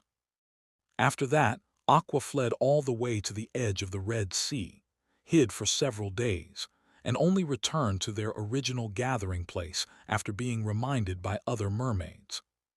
Returning here, he wasn't surprised to hear that Little Blue had been taken away, but not being surprised didn't mean he wasn't sad. Their atavistic mermaids had only gathered 20-some individuals so far, and every action required special caution. But even so, people were still discovered by tribunal wizards and taken away. Those taken away never returned. Except for Coral, but Coral was different. She was special, and wizards might not bear to kill her. Moreover, Coral had actually deliberately exposed herself and been taken away. Seeing Aqua's guilt, the other mermaids came forward to comfort him. Anyway, for mermaids, being taken for research or killed was already commonplace. As long as Aqua was fine, their plan wouldn't be affected. But just because these mermaids didn't blame Aqua didn't mean no one would scold him. You know self-reproach, so you're not beyond salvation. A black mermaid appeared from the entrance Aqua had come through. Only half of his pitch-black mermaid tail was visible, with all other parts obscured by black mist. Such a mysterious mermaid initially didn't gain the trust of Aqua and the other atavistic mermaids, but this mermaid carried the aura of their atavistic mermaid royalty. And very intensely. They had never seen anyone with such strong royal bloodline. He called himself Black Fish. After gaining the trust of Aqua and others, he helped them greatly. He helped repair their soul bodies, allowing them to stop living muddled lives and gain independent thinking abilities. He taught them how to hunt for food instead of waiting for human feeding. He led them to develop underwater living spaces, finding suitable hiding places under the cover of other ordinary mermaids. Most importantly, he told them about Red Sea trees' harm to mermaids. He made them understand how to resist Red Sea tree stem blocks and resist the attraction and calling from deep within their bloodline. The atavistic mermaids now hiding on the seabed all understood that if they continued using Red Sea tree stem blocks, their hard-won repaired soul bodies would continue being polluted by black tides, then turn back into waste that could only eat, drink, and defecate.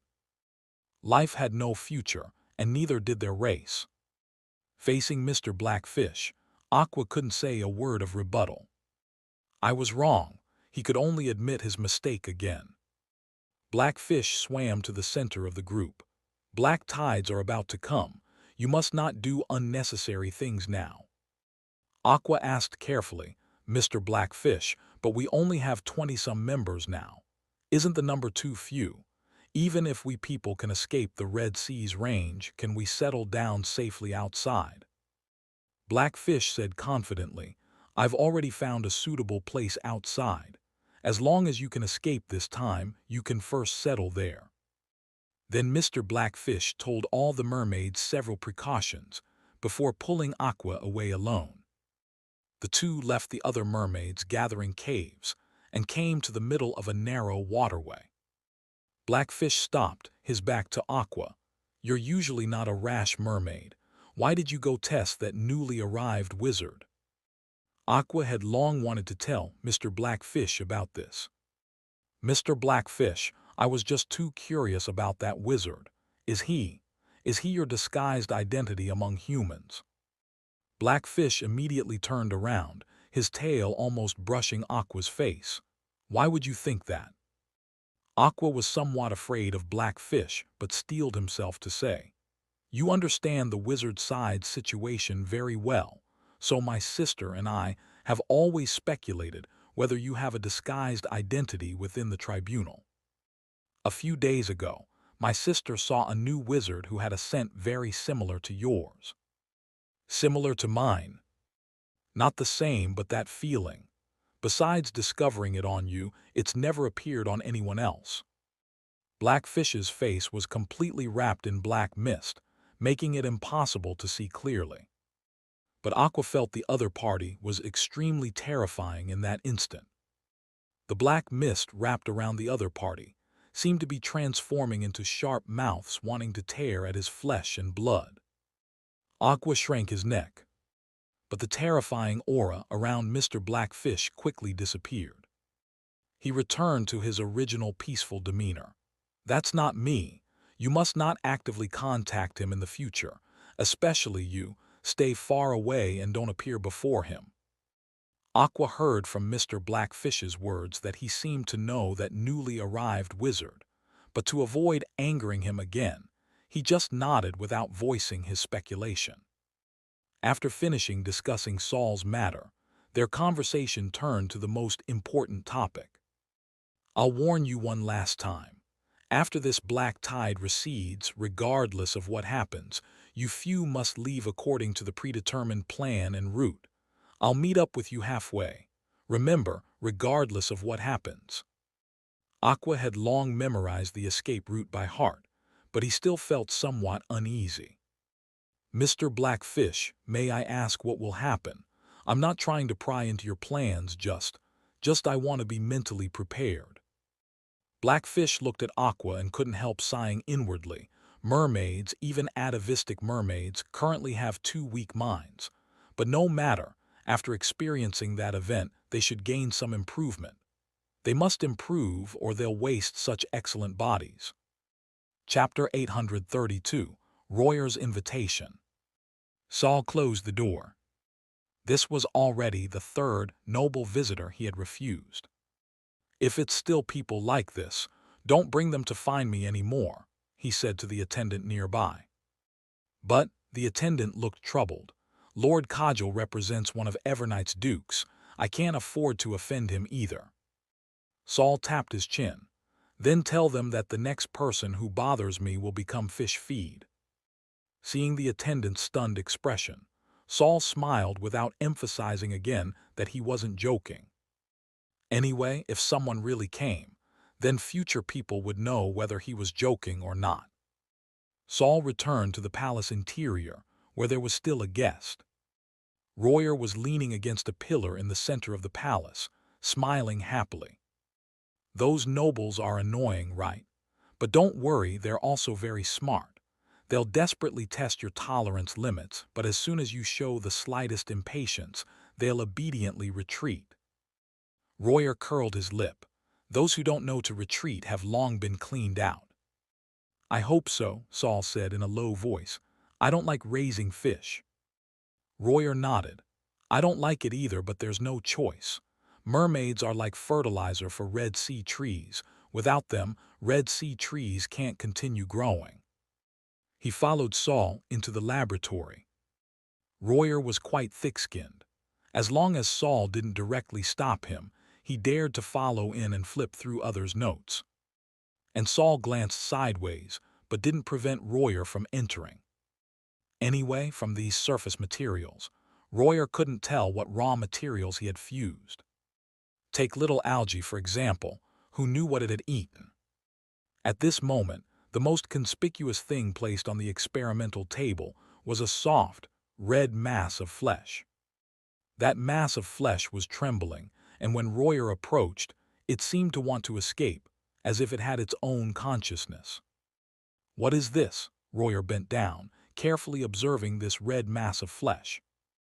"The mermaid I brought." "Huh, you specifically kept it by your side, and I thought it was so special.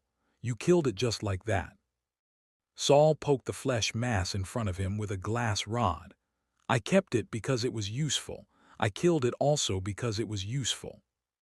The red flesh mass was like a drop of blood that had just dripped into a glass vessel, seeming ready to burst at any moment, yet maintaining stability due to surface tension.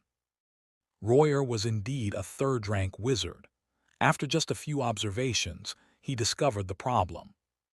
"You injected consciousness into this mass of flesh and blood." A trace of surprise flashed in his eyes. "How did you make the consciousness body maintain clarity in a situation completely incompatible with human physiological structure?" "Let the consciousness body adapt first. Once it gets used to it, it's fine." Saul brushed it off. "This time you came here, besides checking my experimental progress, is there something else?"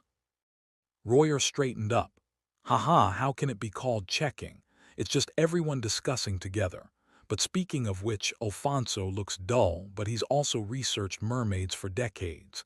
If he can't solve the problem, I didn't expect you to solve it right away either. Even if you finally say you're powerless, I won't blame you." He leaned close to Saul. "To tell the truth, I actually came to cooperate with you." Saul put down the glass rod and pushed the flesh mass he had deliberately displayed to Royer back into the isolation chamber. "Cooperate on what?" "Creating new royalty." Royer casually put his arm around Saul's shoulder. He was shorter than Saul, making this gesture somewhat awkward. "I know Alexandra has been looking for you recently, but whatever he promises you, I can give you things of equal value." Saul remained calm. "He and I are old acquaintances. You can investigate this." His actions in Blue Water Bay weren't particularly concealed. If high-rank wizards wanted to investigate, they could easily discover the truth from clues. Of course, certain details would be difficult to determine, especially things that happened under the sea surface. Old acquaintances, Royer snorted. What kind of friendship can a wizard have with ordinary humans? Alexandra must have some treasures passed down from his family, right? I can guess some of the resources in his hands, nothing more than some special magical artifacts passed down from ancient times. His guess was in the right direction, just that he didn't consider that Saul was also the party seeking cooperation. And he couldn't imagine that Alexandra's ancestors had even reached a safekeeping agreement with Black Flame Empire's emperor, entrusting a magical artifact that ordinary people couldn't use, but wizards coveted to others for safekeeping. Naturally, Saul wouldn't mention the content of his deal with Sander. Then, what conditions can you offer me? How could I be the one offering conditions? I'm not the one who wants to be emperor. Royer smiled cheerfully. Who wants to be this puppet emperor? Alexandra's stepmother. She had a child with the previous emperor. Unfortunately, unlike Alexandra, the child didn't inherit mermaid royal bloodline. So after the old emperor died, we brought Alexandra back and sent her and her child to a small mountain village inland. So when they heard you were going to fuse with new mermaid royal bloodline, they immediately came running to sign up. Sign up? You used that word very aptly. They indeed loudly shouted their names. But I also considered that their family has had successful bloodline fusion experience after all, so the success rate of fusing new bloodline would be higher, so I brought them over. Saul originally wasn't interested in Royer's experiment. After all, he was too busy with his own affairs. On one hand, he had to treat mermaids' pollution contagion disease, and on the other hand, he had to create the third target for Symphony of Fate.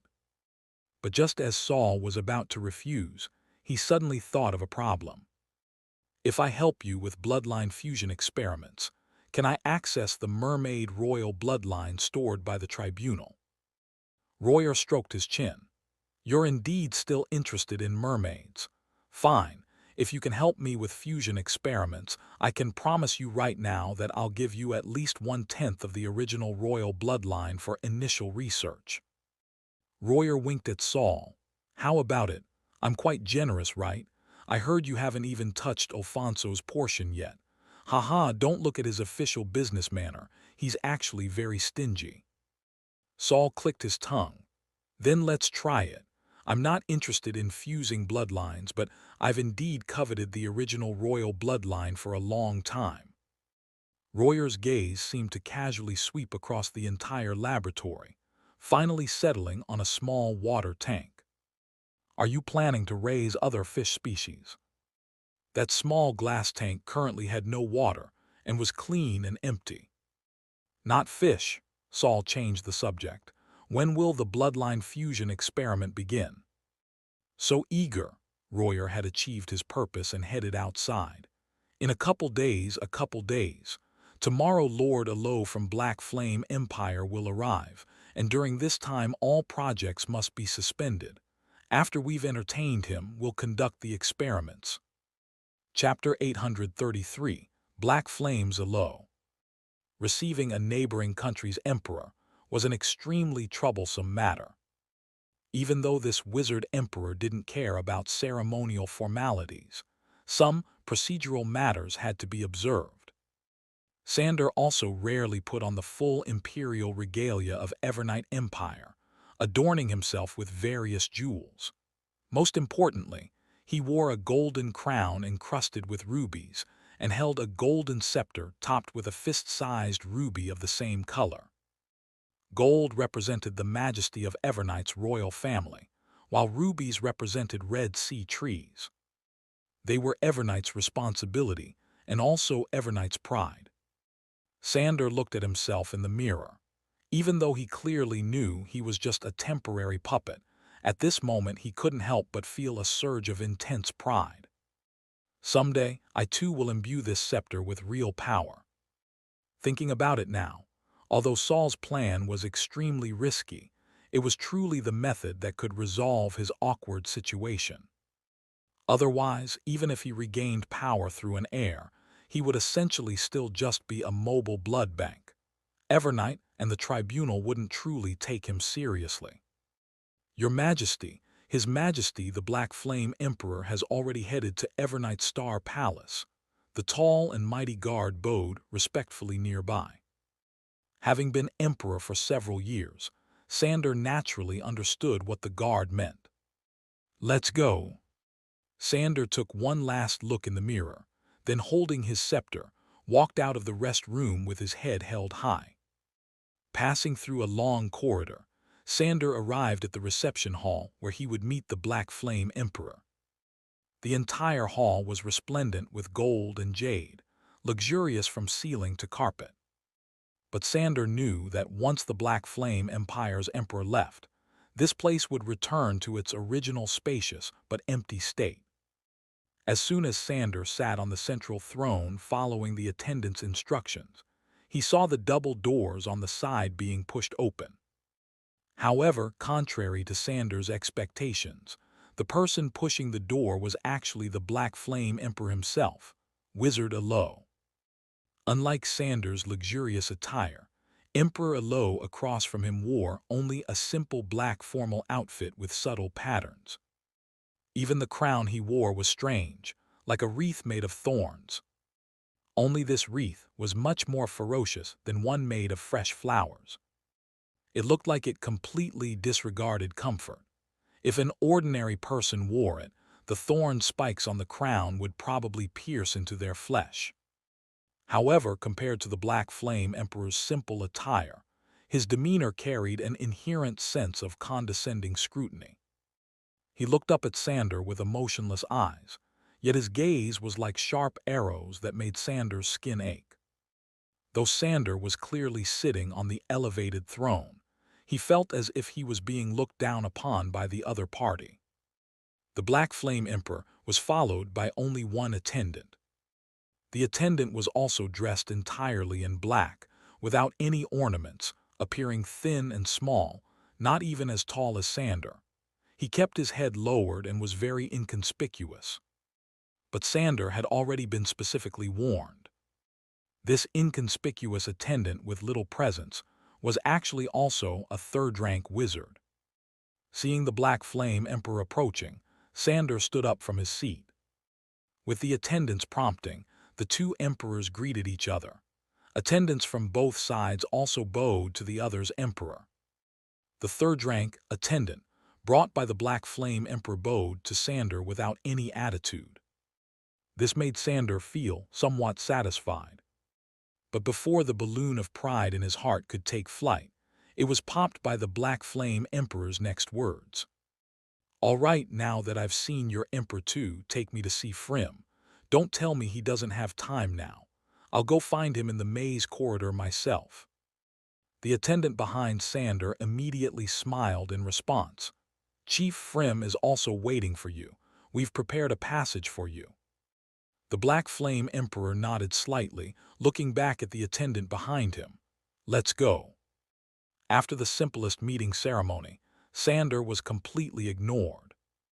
"Please wait," Sander suddenly said loudly. After the balloon of pride in his heart was popped, it fell down and became fragments that stuck in his throat, making even breathing difficult. Before the Black Flame Emperor left, Sander finally managed to call out. Black Flame Emperor Alo finally gave Sander a second glance. "Is there something?" Facing a fourth-rank wizard, Sander mustered his courage.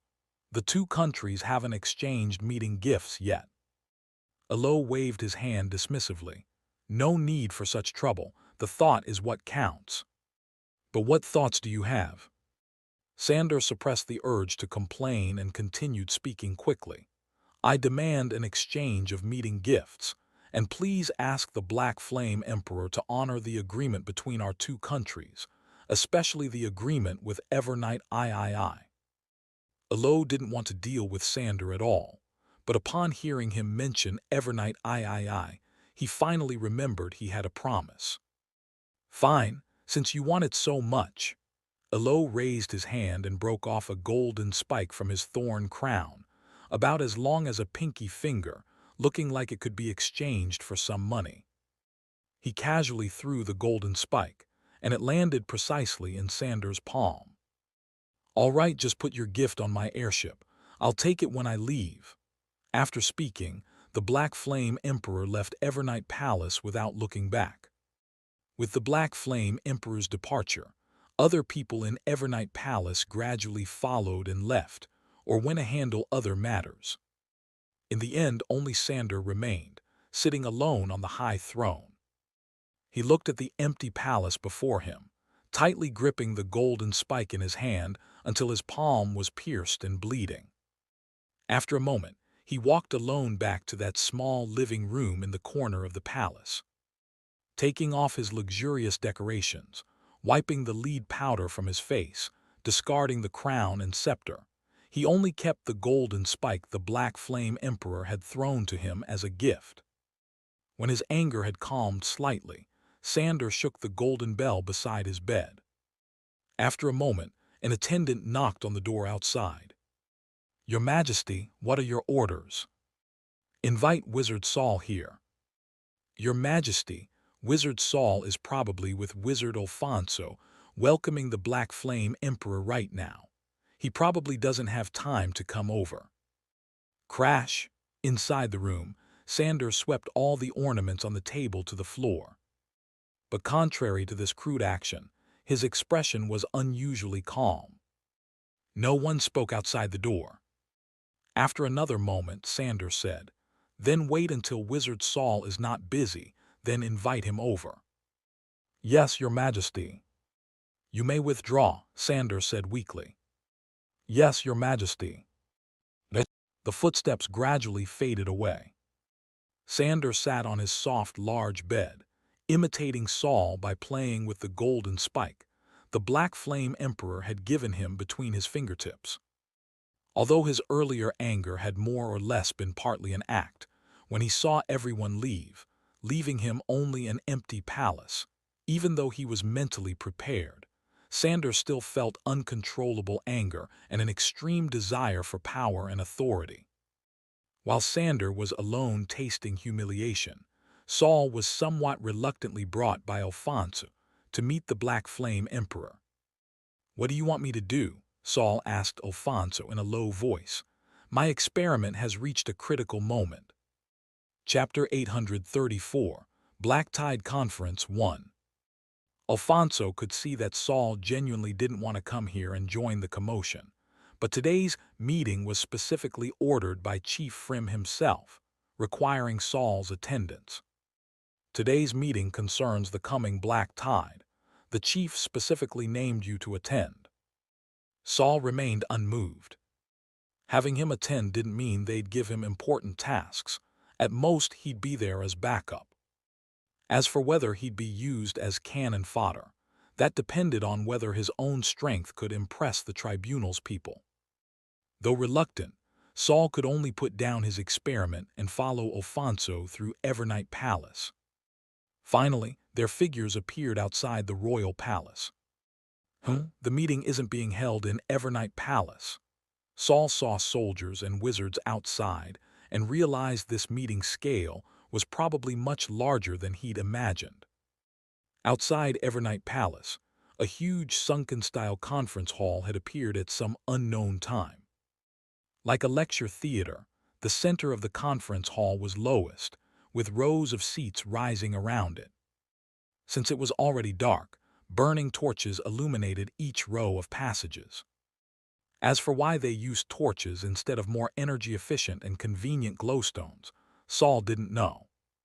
He noticed that people on Nefrit continent were very accustomed to using flame lighting. Even high-rank wizards used fire-resistant lamps rather than magical illumination. Following Alfonso, he sat in the first row. Saul waited quietly. Before long, Saul saw a man in simple black formal, with a golden thorn crown striding into the conference hall. This man with a powerful aura was followed by a short man who hunched his shoulders and looked very inconspicuous. But this person, when Saul looked over, seemingly casually glanced at Saul as well. While Saul was thinking about the data he'd obtained earlier in the laboratory, he looked up to watch the excitement and happened to make eye contact with the other party. With this eye contact, he suddenly saw the scene before him seemed to have a special filter applied.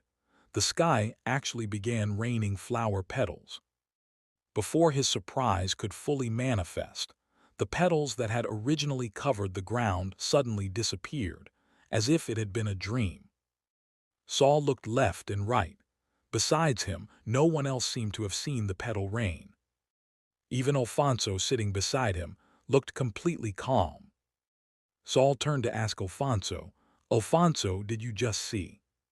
"What? Petals?" Alfonso paused, then seemed to think of something. "You just made eye contact with Black Flame's steward." Saul nodded. "If the steward you're referring to is that short man just now, yes," he happened to look over.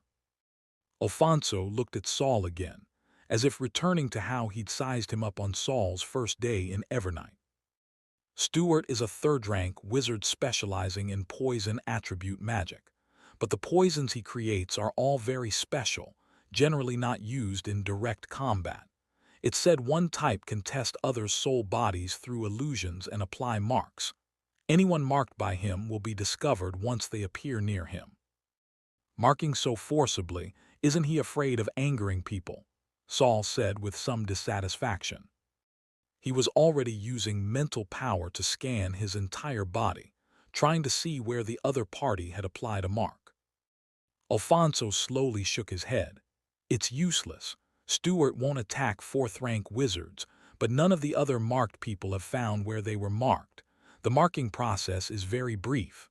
People say that when being marked, if one's soul body is stronger than Stewart's, they might see the marking process, like a rain of flower petals. And those whose soul bodies aren't strong enough won't even notice they've been under an illusion for an instant. But whether they can see it or not, marked people can't find the marks on their bodies." Saul raised an eyebrow, scanning Alfonso. "You've been marked too?" "Oh, yes. And no one goes to settle accounts with him for doing this. Stewart is the Black Flame Emperor's confidant. It's said he's been his guard since the Black Flame Emperor was an infant. If someone troubles him, the Black Flame Emperor will unconditionally protect him. Moreover, his marks have no harmful capabilities. They just let Stewart detect when marked people approach, supposedly to protect the Black Flame Emperor." "Do fourth-rank wizards really need protection from third-rank wizards?" Saul snorted, propping his chin, no longer asking. He could see that the tribunal probably had no way to deal with Stewart either. Soon the conference hall was over two-thirds full. A wizard Saul didn't recognize walked to the podium at the bottom and began hosting the meeting. Although it was a wizard conference, since it represented two empires, there were inevitably some ceremonial platitudes to be said. Though Saul sat in the first row, he neither needed to speak nor be introduced. He directly leaned back in the comfortable chair stuffed with cotton, closed his eyes, and began dozing. It looked like dozing, but in fact he entered his consciousness platform. In the deep starry sky, the gray-white circular platform was even more ancient and solid. The patterns on the ground were increasingly complex and clear. The dead wizard's diary floated quietly in the air overhead. Saul walked along the circular platform's edge, then directly stepped beneath it. He was looking for the mark Wizard Stewart had placed on him. Since it was a mark applied through illusion, it might also be applied to his soul body. Saul's soul body had completely merged with his consciousness space. Nothing could escape the fate of being watched by the stars, unless its level already exceeded sixth-rank wizards. Last time the storm eye had hidden on the platform's back, so Saul also came to the back to check this time.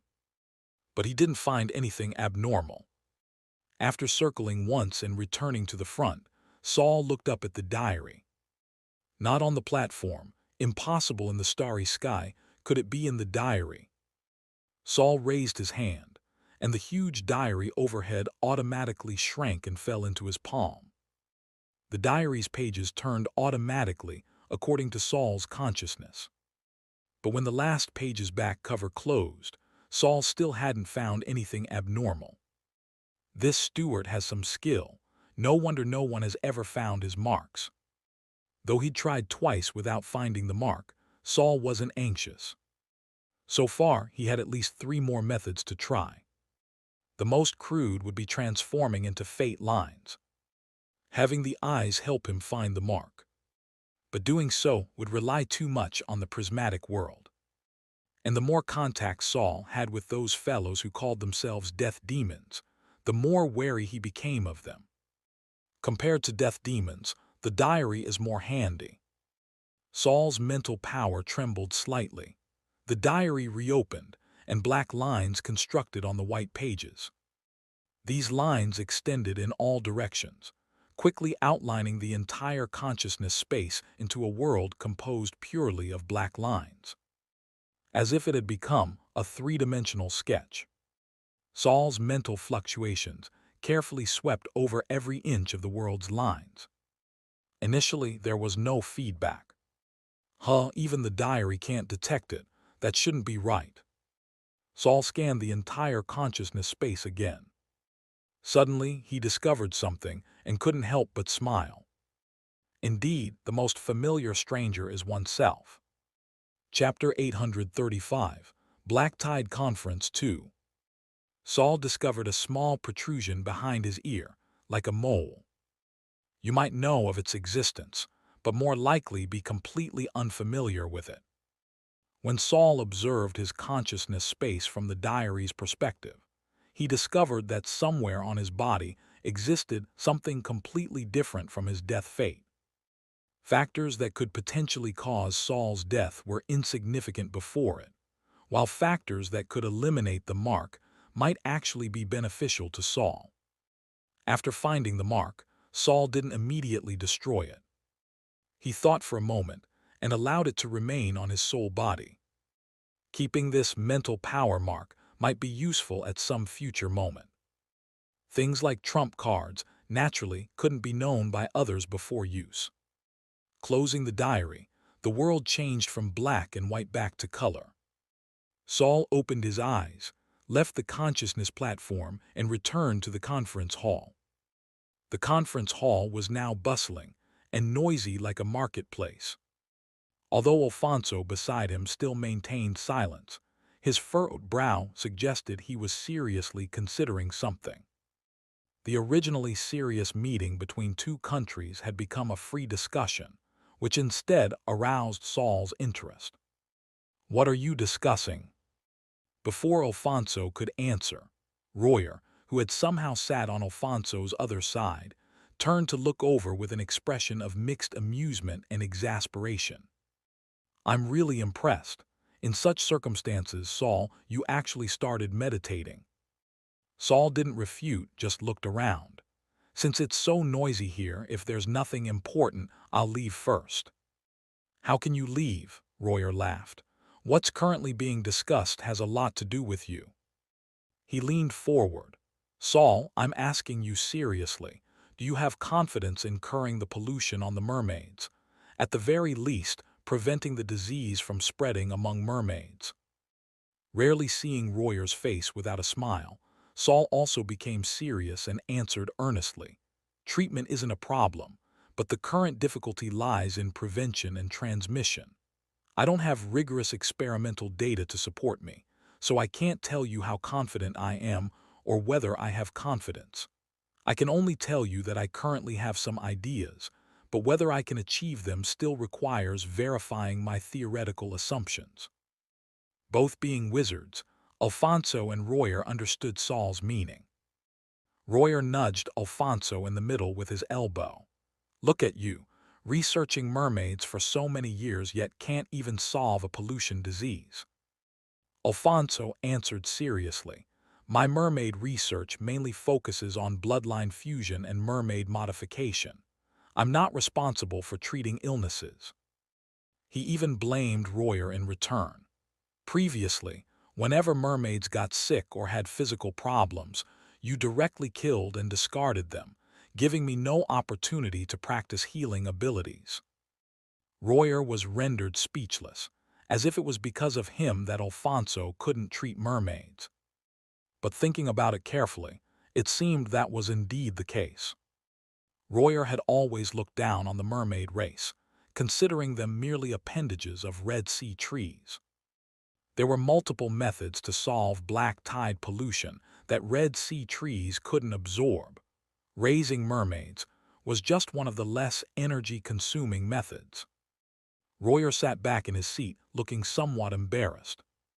Alfonso finally remembered he hadn't answered Saul's question yet, pointing at the people discussing around them. The next black tide is heading toward Nefrit continent. It's expected to make landfall on the southeast coast in 2 to 3 months. When black tides arrive, besides intense pollution, they're often accompanied by completely mutated monsters. Alfonso asked Saul, "You haven't seen black tide monsters yet, right?" Alfonso had also studied Saul's background. Saul nodded. "I've only seen some vague records in books." Right before ordinary wizards reach second rank, they can't access knowledge related to black tides at all. Although you've had some exposure, wizards who don't live in Evernight or the Sighing Wall basically can't see black tide monsters either. What everyone is discussing now is coastal defense matters. The entire southeast coastline is very long.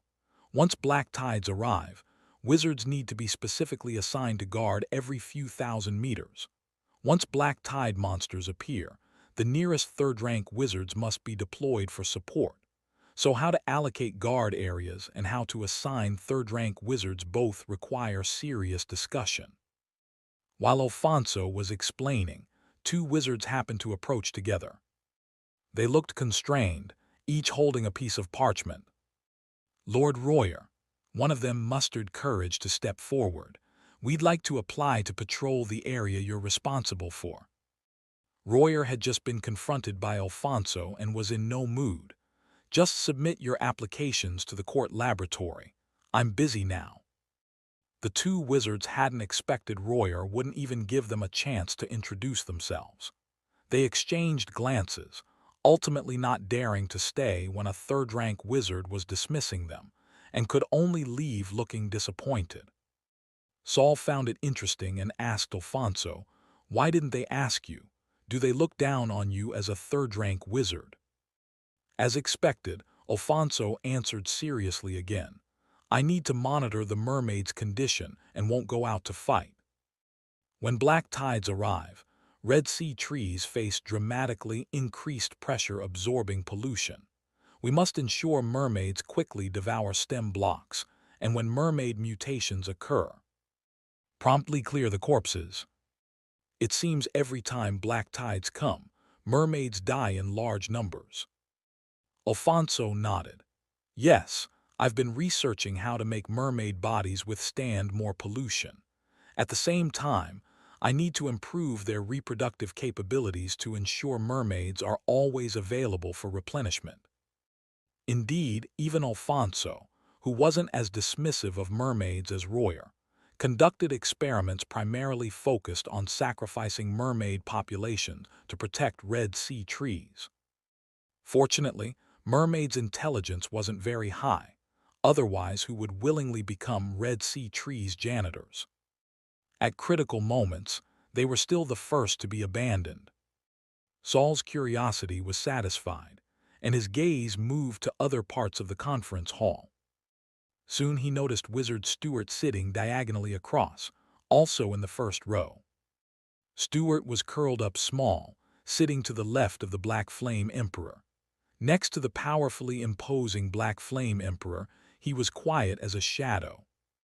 The second and third rank wizards across from them were all busy communicating, but only the Black Flame Emperor sat expressionlessly while Stuart stared with small eyes, looking around. Completely out of place with the atmosphere of heated discussion. Rather like Saul, as if it had nothing to do with him. While Saul observed the other party, the person across also noticed Saul. This was the only one who wasn't a tribunal member, not even a wizard from Nefrit continent. Black Flame Emperor Alo noticed his companion's unusual behavior and asked in a low voice, "What are you looking at?" Stuart withdrew his gaze and answered respectfully, "Your Majesty, I'm looking at the doctor invited by the tribunal, the new master of the borderland." Why isn't the Borderland's master staying in the Borderland instead of coming to Evernight? Stuart recalled the intelligence he'd received. It should be because he's very knowledgeable about storm eyes and black tide pollution. The corner of Alo's mouth curved for an instant. Is that so? Want to make a bet? Frim definitely didn't call him here for that reason. Stuart lowered his head. You must be right. Chapter 836, The Terror of Fourth Rank. Stuart wouldn't bet with Alo, so this powerful fourth-rank wizard emperor boredly shifted his gaze away. In his eyes, why Saul came, whether he could leave after coming, none of this mattered. He just needed to fulfill his duties as Black Flame Emperor. Currently, Nefrit continent had only two empires, Evernight and Black Flame. Unlike the puppet-like Evernight royal family, Black Flame's emperor was one of the only two fourth-rank wizards in Nefrit. He had become Black Flame's emperor since entering third rank, and it had been over 100 years to this day. Although this wizard emperor usually didn't manage much, his control over the entire empire was absolutely sufficient. With wizard methods, it was too easy to figure out what subordinates were thinking. The entire Black Flame Empire was located in the northwest corner of Nefrit continent. Its territory was smaller than Evernight's, and its coastline wouldn't face direct black tide impacts. Therefore, in anti-black tide operations, Black Flame Empire mainly handled logistics and elite support. Additionally, since Black Flame Emperor Alo himself was considered an honorary elder of the tribunal, he would personally attend Black Tide conferences and join forces with Frim at critical moments to fight against black tides threatening the entire continent. While everyone was enthusiastically forming teams, a strong light suddenly descended from the sky. At the same time, all torches arranged throughout the conference hall automatically ignited, with warm yellow flames burning steadily. The entire conference hall immediately quieted down, with everyone watching the strong light in the center of the venue. Saul was no exception. He watched that bright yet non-glaring pillar of light. For the first time, light had the ability to transform, gradually changing from a pillar into a sphere. Within the sphere, a dark shadow was faintly visible, not human-shaped, with a twisted form more like lightning. When the entire light pillar completely transformed into a sphere, Saul heard a familiar voice. This black tide is quite formidable, likely the strongest in 30 years. From now on, all tribunal operations are suspended. All adjudicators abroad must return within 1 month. Everyone stops private research activities to prepare for the black tide in 3 months. Wizards sitting in the outer areas let out small gasps of surprise. Even Alfonso beside Saul furrowed his brow again. His two eyebrows nearly met. After arriving here, Frim only announced this one matter, then transformed back into a light pillar and disappeared. Saul's position allowed him to immediately notice that the Black Flame Emperor diagonally across also disappeared at the same time.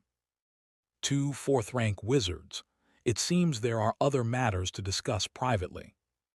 Unlike Saul's calm reaction, other wizards present were clearly shocked by what Frim had just announced. Even Alfonso and Royer, who had been sitting beside Saul, were no longer as composed as before. They stood up to find someone to discuss matters with. It seemed only Saul and the entire venue had nothing to do. However, Saul soon discovered that Stuart across from him was also sitting alone in the first row like himself, with no one beside him. Thinking of the mark Wizard Stewart had placed on him, Saul decided to test whether the other party could detect that he had already found the mark. "Hello, Wizard Stewart." To avoid appearing abrupt, Saul leisurely strolled over and greeted him. Small and small-eyed Stewart had already noticed when Saul approached that his route's target was himself, but he remained silent, waiting until Saul greeted him before looking up. "Wizard Saul," Stewart appeared not very good at conversation. "Is there something you need? Since neither of us has anything to do here, and Alfonso mentioned you're skilled in plant-type magic, I wanted to discuss Red Sea Tree and Black Sea Tree issues with you." This topic was something Saul randomly chose. But Stewart was unexpectedly interested. "You're researching Red Sea trees." Stewart's small eyes immediately lit up. "Yes, although that's not my main responsibility here, I'm actually quite interested in them, especially their relationship with Black Sea trees and the special characteristics of their inability to coexist." Two third-rank wizards actually enthusiastically discussed Red Sea tree issues in the chaotic conference hall.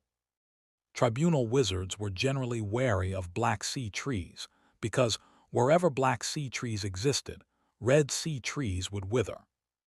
But Stewart had no such concerns. When discussing Black Sea trees, he was practically drooling with excitement. He regretted not secretly hiding one when the tribunal cleared Black Sea trees. Now, he could only analyze their characteristics through recorded materials in books. Saul had originally just wanted to find a random topic to approach Stewart and test him, but unexpectedly, they became more and more compatible in conversation.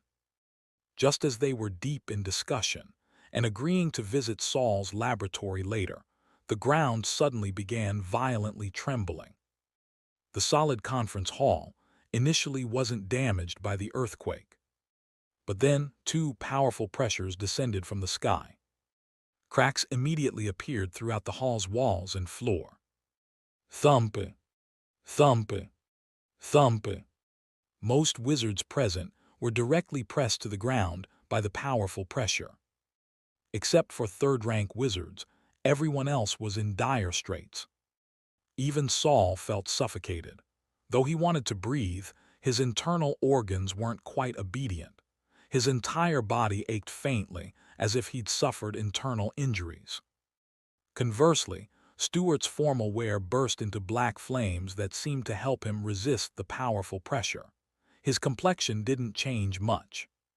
Fortunately, the two powerful pressures quickly disappeared. Saul's magic power boiled within his body, rapidly repairing damage to his organs and muscles. But other second-rank and first-rank wizards weren't as relaxed as Saul. Several people's faces were pale as death, as if they would faint the next second. The entire conference hall had also become dilapidated, with fallen wall pieces and damaged chair debris everywhere.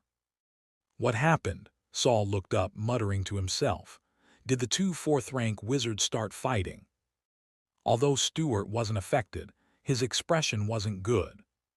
He didn't immediately answer Saul but waited a moment. After discovering no subsequent mental pressure descended, he said in a low voice, "They might have had a disagreement."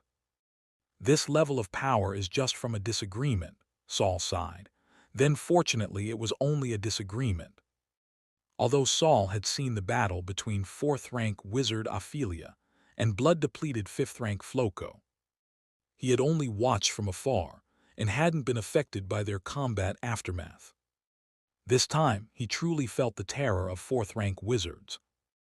The higher you go, the more you discover that the gap between each wizard rank is really large, and it keeps getting larger. The terrifying pressure of fourth-rank wizards didn't make Saul feel afraid. On the contrary, it further sparked his desire for advancement. "My redesigned Symphony of Fate can theoretically continue advancing to 6th rank. But even just using Symphony of Fate to advance to 4th rank, my strength should be very close to 5th rank. At that time, would I be able to crush these two terrifying 4th ranks?" Chapter 837, Sandor's Stepmother. The Black Tide Conference that had been halfway through was forced to halt due to the sudden outburst between two fourth ranks. Alfonso came looking for him and hurriedly brought Saul back to the temporary palace. After dropping him off, he vanished instantly again. After returning to the palace, Saul couldn't help thinking that the tribunal chief and Black Flame's emperor were allies on the surface. But like the Stargate Council, the tribunal also had two fourth-rank wizards, and these two wizards similarly had conflicts of interest. At the level of fourth-rank wizards, they generally wouldn't compete over trivial gains. Under the threat of black tides, even territorial divisions were relatively laid back. For two fourth ranks to disregard being discovered by their subordinates and directly confront each other with mental pressure, the interests involved were probably substantial. The consciousness bodies in the diary were also witnessing two fourth-rank wizards clash for the first time. Even Bait was sighing softly. For two fourth ranks to directly confront each other, the interests involved are probably substantial. Saul speculated it might involve Black Tide defense deployment and logistics supply. Even without experience, Saul understood that fighting Black Tides wasn't just about wizards charging to the front lines. There were also subsequent resource supplies, personnel transfers, and other matters involving considerable resources and money. Wizards might not care much about ordinary people's resources, but if it concerned magical resources or even advancement channels, wizards would fight tooth and nail just like ordinary people. August sighed about another matter. I thought only the two fourth-rank wizards of the Stargate Council were incompatible. I didn't expect the tribunal's two fourth-rank wizards to have such major conflicts too. Herman had a different view. Maybe they just had a quarrel, but with greater power, haha. If fourth-rank wizards argued, the impact would naturally be different from ordinary people arguing. But then again, at the fourth-rank level, they rarely came to blows over verbal conflicts. So Saul still felt there must be some contradiction between them. I just agreed to discuss problems with Wizard Stewart. Maybe I can probe into the reason for their conflict. Normally, Saul wouldn't care about the relationship between the tribunal's two fourth ranks, but now he was in Nefret and had been invited by the tribunal's people. Given Ophelia's precedent, Saul wouldn't think fourth-rank wizards would refrain from acting against him due to status and relationship with Gorsa. Saul sat down and took out experimental notes he'd been reading halfway through, but found he couldn't concentrate. He helplessly slammed the book on the table. It seems every place is full of disputes. Herman and Agu fell silent, because they found this indeed seemed to be the case. But Bait disagreed. The abyssal eye threatens the survival of the entire world. If there were no hope of survival, that would be fine, but now there is hope, yet the spots are limited. In such times, who wouldn't have their own schemes? Wizards were mostly very practical egoists. Saul was also competing, just that due to his special nature, his methods were more covert. Having just returned and not even warmed his chair, someone knocked at the door. Neither light nor heavy, extremely rhythmic. It should be the attendant who often guided him. Saul went to open the door, and unsurprisingly saw the attendant standing at the door with an embarrassed expression. "What is it?" "Lord Saul, do you have time now? His Majesty Alexandra requests your presence." "Sandor." Saul thought Sandor had something to discuss with him, and was about to agree when a clear voice interrupted. "Wizard Saul doesn't have time now. Go back and tell the dear His Majesty to wait a few more days." Royer approached with a beaming smile, striding over. He stopped in front of Saul, not embarrassed at all about making decisions for Saul.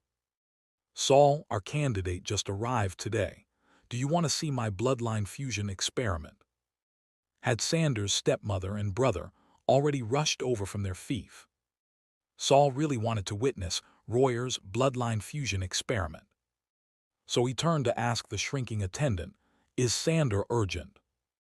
Royer glanced over sideways. The attendant shook his head repeatedly. "Not urgent, not urgent. His Majesty said to invite you over when convenient." Seeing fear but no anxiety on the attendant's face, Saul knew Sander's side indeed wasn't urgent. So he didn't refuse Royer's proposal. "Then let me first see just how miraculous bloodline fusion is." Having won against an ordinary person, Royer wasn't particularly proud, just quickly pulled Saul onto another carriage. Saul was brought by Royer outside the palace to settle at an estate elsewhere. Evernight's architecture was generally spacious to the point of emptiness. This place was no exception. Passing through a front courtyard covered with fallen leaves, Saul saw a woman standing at the entrance hall looking outward.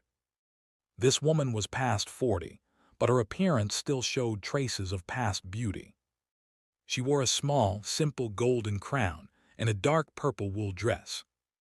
When she saw Saul and Royer approaching, she gracefully performed a curtsy. "Good afternoon, my lords." "Vanessa, where's your son?" Royer had no habit of returning courtesies and went straight to the point. "Harry has already begun soaking in the medicinal bath as you instructed." Vanessa's face bloomed with a sweet smile, making it hard to imagine she had once forced the still children Sander and Mido to be unable to survive in Evernight, having to flee to Stat Continent. Quite obedient, Royer continued inside, just pinching her as he passed Vanessa. Vanessa immediately pursed her lips but quickly relaxed again. She looked at Saul walking behind Royer. Though she didn't recognize Saul, she had keenly observed that the two were interacting as equals. Vanessa wasn't the subject of bloodline fusion. Saul only glanced at her once before immediately following Royer into the house. Royer navigated the estate skillfully. Vanessa seemed to get the hint and didn't follow them inside. "Vanessa is Sander's stepmother." "Yes. I just discovered her soul body isn't bad. She didn't become a wizard." Not everyone can endure the tedium and danger of becoming a wizard. Royer stopped before a door and reached out to turn the handle. White steam immediately emerged from the door, and the oncoming heat made one imagine the temperature inside. When Saul entered, he saw a teenage boy standing red-faced in a pool. The liquid in the pool was brown, reaching the boy's chest. A smell of rotting apples drilled into Saul's nostrils from the pool. "Is this for clearing impurities?" Saul observed the room's layout. Aside from the spacious pool, other areas weren't much different from an ordinary living room. Royer nodded. "Yes, if we don't clean thoroughly, what if the mermaid royal bloodline gets polluted?" Chapter 838, Soul-Fixing Needle Obtained. The little boy named Harry was obviously enduring pain, but seeing Royer and Saul entering, he still forced out a smile. He just bit his teeth tightly, afraid that opening his mouth would turn into groaning. Royer didn't care at all about the little boy's suffering. He walked around the pool, sizing up the boy from head to toe. "Tusk, your previous life was too decadent. You'll need to soak in this medicinal pool for 3 more days." Hearing he had to soak for 3 more days, Harry's mouth twitched and his face turned bitter. But thinking of the hard life in the rural fief and the huge fall from clouds to dirt, he still endured it. The teenage boy already had strong convictions, and with his mother's full support, he showed good endurance. Royer walked back to Saul's side and raised his eyebrows. "How about it? This candidate isn't bad, right?" "Not bad," Saul nodded. "He has ambition and conflicts of interest. He'll actively cooperate with all your experiments." Royer looked smug. Neither of them mentioned one thing. Even if the character was sufficient, it didn't mean the bloodline fusion experiment would succeed. The two left the steam-filled room and returned outside, seeing Vanessa, who had just stood at the entrance to greet them, now preparing meals in the dining room. She didn't seem worried at all about her suffering son, instead gazing affectionately at Royer. "Would you like to dine?" Saul didn't stay for the meal. Vanessa had prepared a court feast, small portions, lots of etiquette, complicated procedures. He didn't have time to waste on eating. Now at third rank and basically no longer human, Saul could already supplement his body's energy without eating. Royer stayed at the estate. After enjoying the feast, he would probably enjoy the woman too. He was particularly enthusiastic about enjoying women of various races and types. It was his way of relieving stress. Just that Royer probably wouldn't tear off Vanessa's arms while enjoying her. After all, she was still useful. Saul rode the carriage back to the palace alone. When he arrived at his temporary residence, he saw the previous attendant again. Saul wasn't surprised. Sander must have heard he'd been taken by Royer to Vanessa's place and had the attendant wait here all along. "Let's go." When he met Sander and entered his small bedroom, the only one with any life in it, Sander's previously gloomy expression quickly disappeared. "Lord Saul, Mido's condition has been adjusted as you previously instructed," he said eagerly. Saul had already reached an agreement with Sander and wouldn't go back on it now. "Good, let Mido continue recuperating. I've prepared some potions to temporarily boost your mental power, lest Mido's condition affect you." Sander was about to thank Saul when he suddenly thought of something and said worriedly, "But if I take medication, won't it expose our plan and make the tribunal's people notice us?" Saul smiled. "What are you afraid they'll notice? It's well known that you and I are old acquaintances, and you have blood drawn weekly to provide nutrients for Red Sea trees. It's normal for me to help repair your body." Though he knew Saul was right, this was Sander's first time privately plotting against the tribunal, this enormous entity. If he really had no other choice, how would an ordinary puppet dare make such a decision? But thinking of being ignored by the Black Flame Emperor today and being treated as a decoration by everyone in the palace, though he could endure it, it further sparked his determination to resist. After discussing Mido, Sander suddenly opened his palm. In his palm was a small golden spike. Saul took the small spike and rubbed off the gold paint in his hand, revealing the deep blue, nearly black interior. "This is the soul-fixing needle." Saul looked down and discovered that the surface of the deep blue spike, like an embroidery needle, seemed covered with patterns. But no matter how carefully Saul examined it, he couldn't truly see the patterns clearly. Could it be a concealed micro-magical formation? Magical formations were divided into normal, giant, and micro types. Things like ultra-long-distance teleportation formations were giant magical formations, while those generally inscribed on magical artifacts were micro-magical formations. But the soul-fixing needle now in Saul's hand had magical formations even smaller than the smallest one Saul had ever seen. Not only that, countless magical formations were layered one upon another, making it impossible to distinguish what runes composed the formations. This was also using the most precise methods to prevent others from violently cracking the formulas. A soul-fixing needle could only be used once, but if one could crack the magical formation formulas, wouldn't it be possible to create more soul-fixing needles? Of course, Saul believed the soul-fixing needle's materials were definitely rare. He didn't know if they still existed. Now wasn't the time to study it carefully. Saul directly pressed this deep blue spike into his left middle finger. Currently, his left index fingertip hit an abyssal eye anchor point.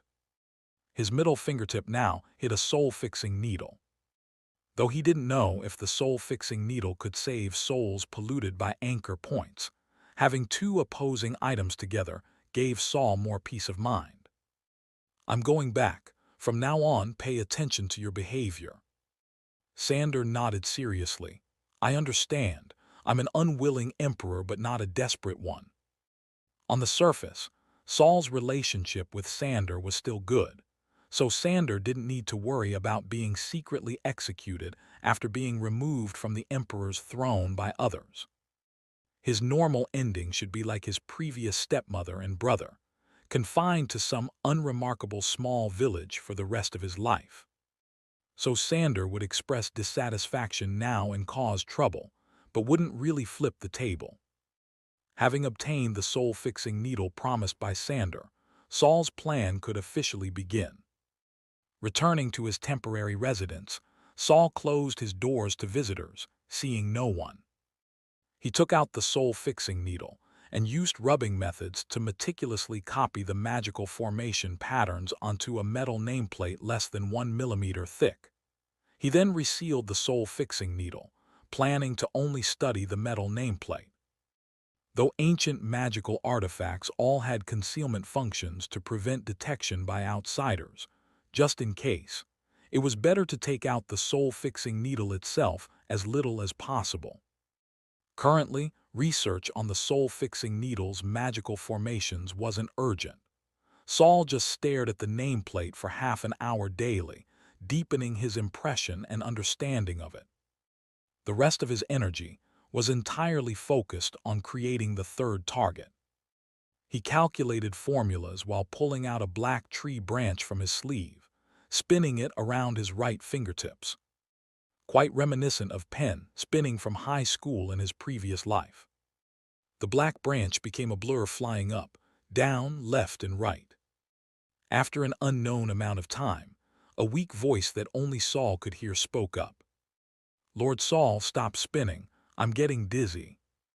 Chapter 839. The Diary Cheat Method returns. The soul hidden in the black branch in Saul's hand naturally belonged to Kate. Kate's life experiences could be considered rich and colorful. He had been human, been a cat, been a mermaid, and now was even being a plant. However, the black branch in Saul's hand was actually the shell of a demonic creature.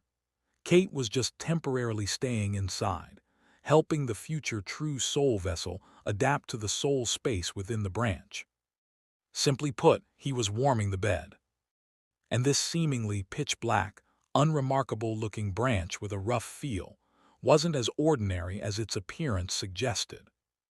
It was Saul's fusion of part of little algae's tentacles, black sea tree branches, inverted tree branches, mermaid royal bloodline, and most importantly, the bloodline inherited from water god Floco's descendants. With the help of several consciousness bodies and Floco, Saul successfully fused these rare and advanced materials together in less than half a month. But simple fusion definitely wouldn't work. What to add first, what to add next, what bonding agent to use, what method to use for bonding, all would affect the final product's effectiveness. And the materials in Saul's hands could only undergo fusion once. If it failed, it would be basically impossible to separate the materials through reverse reactions. Therefore, after many years, Saul once again employed the cheating method he'd used during his apprentice period. Ask the diary.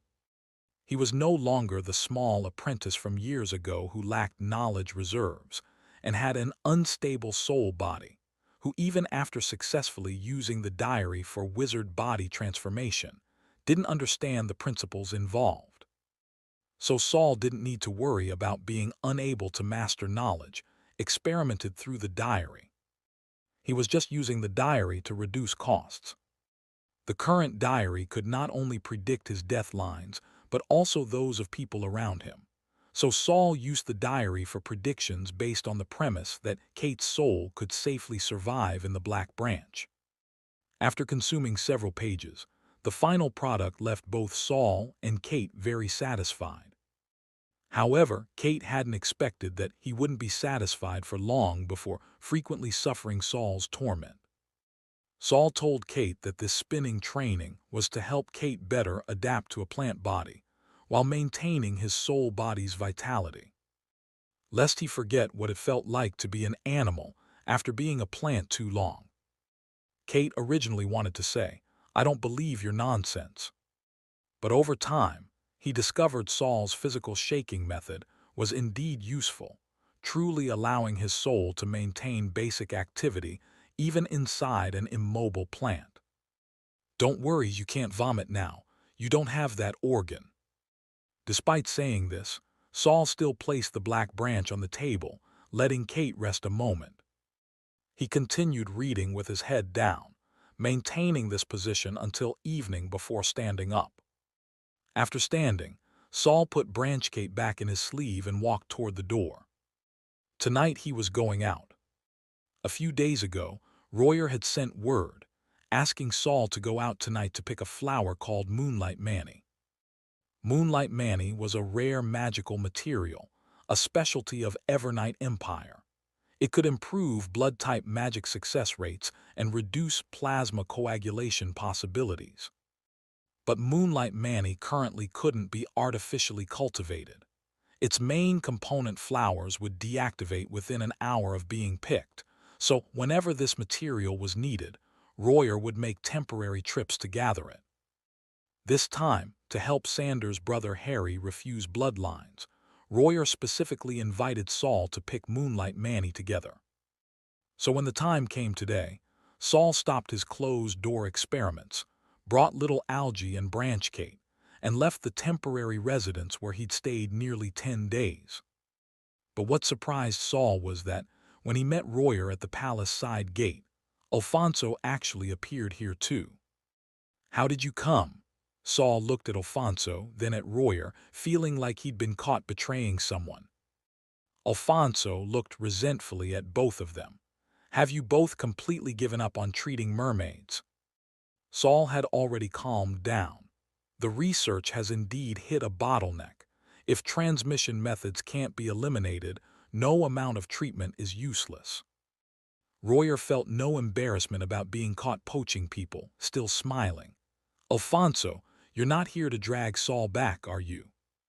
As a result, when he asked, Alfonso's expression became even more dejected.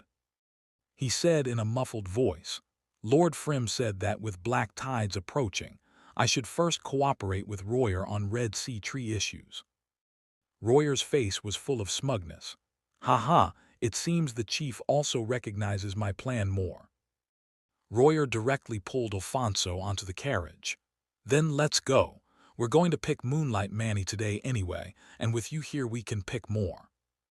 Alfonso made a last struggle.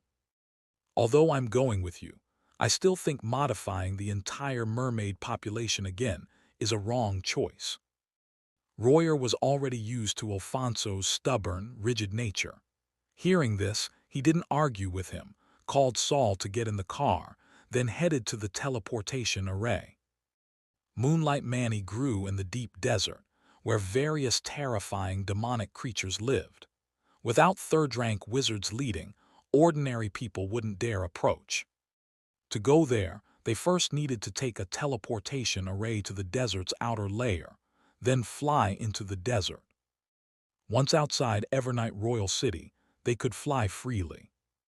While Saul's group went out under cover of night, Stuart the wizard from Black Flame finally saw his emperor again after nearly 10 days. Seeing that Alo had no changes about him, Stuart's anxious heart finally settled. "Did you reach some agreement with the tribunal chief?" As Alo's closest subordinate and friend, Stuart asked without reservation. Normally they should have departed for Black Flame after the Black Tide Conference, but ever since Emperor Alo and Chief Frym had a small conflict last time, they had remained in Evernight. Black Flame Emperor Alo strode to the palace's main seat and sat down, sighing deeply. "Sigh, do you know what that Frym fellow wants to do again?" Stuart looked quite calm. The tribunal chief is naturally someone who does great things. Alo glanced at him and spat out a sentence. "He wants to kill Gorsa." Stuart immediately stepped forward. "Is Nefrit going to formally declare war on Iskaper?" Gorsa was now the Glare family's designated fourth-rank successor. Killing Gorsa would basically mean declaring war on Glare. Moreover, both the Stargate Council and Tribunal ostensibly had 2 fourth-rank wizards each. They would never want to fall behind in fourth-rank wizard numbers after Glaire's patriarch died. If Chief Frim wanted to kill Gorsa, it would be like formally declaring war on the Stargate Council. Black Flame Emperor rubbed his forehead like an ordinary person. Or rather, he was the most ordinary person-like among all current fourth-rank wizards in the wizard world. He even had a wife and children. Because he doesn't want to go to war with Stargate, he wants me to cooperate with him in secretly killing Gorsa. Initially his tone was unpleasant, so I had a small conflict with him that day at the conference. Stuart was puzzled. Why is Chief Frim so obsessed with killing Gorsa? I remember you saying that when Gorsa was still second rank, Chief Frim had already hinted for subordinates to find ways to secretly eliminate him. Alo was silent for a moment before saying, because Gorsa plans to explore the Abyssal Eye after advancing to fourth rank. Chapter 840, Secret Conversation. When Stuart heard Emperor Alo's words, he reacted for 2 seconds before realizing what he was saying. Go to the Abyssal Eye. What's the difference between that and suicide? I've long heard of Gorsa's crazy reputation, but I didn't expect him to be this crazy. But even if he wants to go to the Abyssal Eye, he'd probably only face death. Why would Chief Frim still risk killing him? Alo didn't hide his thoughts. Actually, I'm also sighing because of this. Frim probably fears that fourth-rank Gorsa might cause unpredictable changes in the Abyssal Eye. The more one feared, the more it represented respect. Clearly Frim also quite acknowledged Gorsa's abilities and talent. Stuart usually wasn't a talkative person, and as a third-rank wizard, his presence was quite weak. But precisely because of this, he often thought alone. He pondered knowledge related to magic, the future of Black Flame Empire, and also human relations and social customs. He suddenly thought of Wizard Saul he'd met a few days ago, and immediately had a guess. I'm afraid Gorsa isn't the only one Chief Frim values.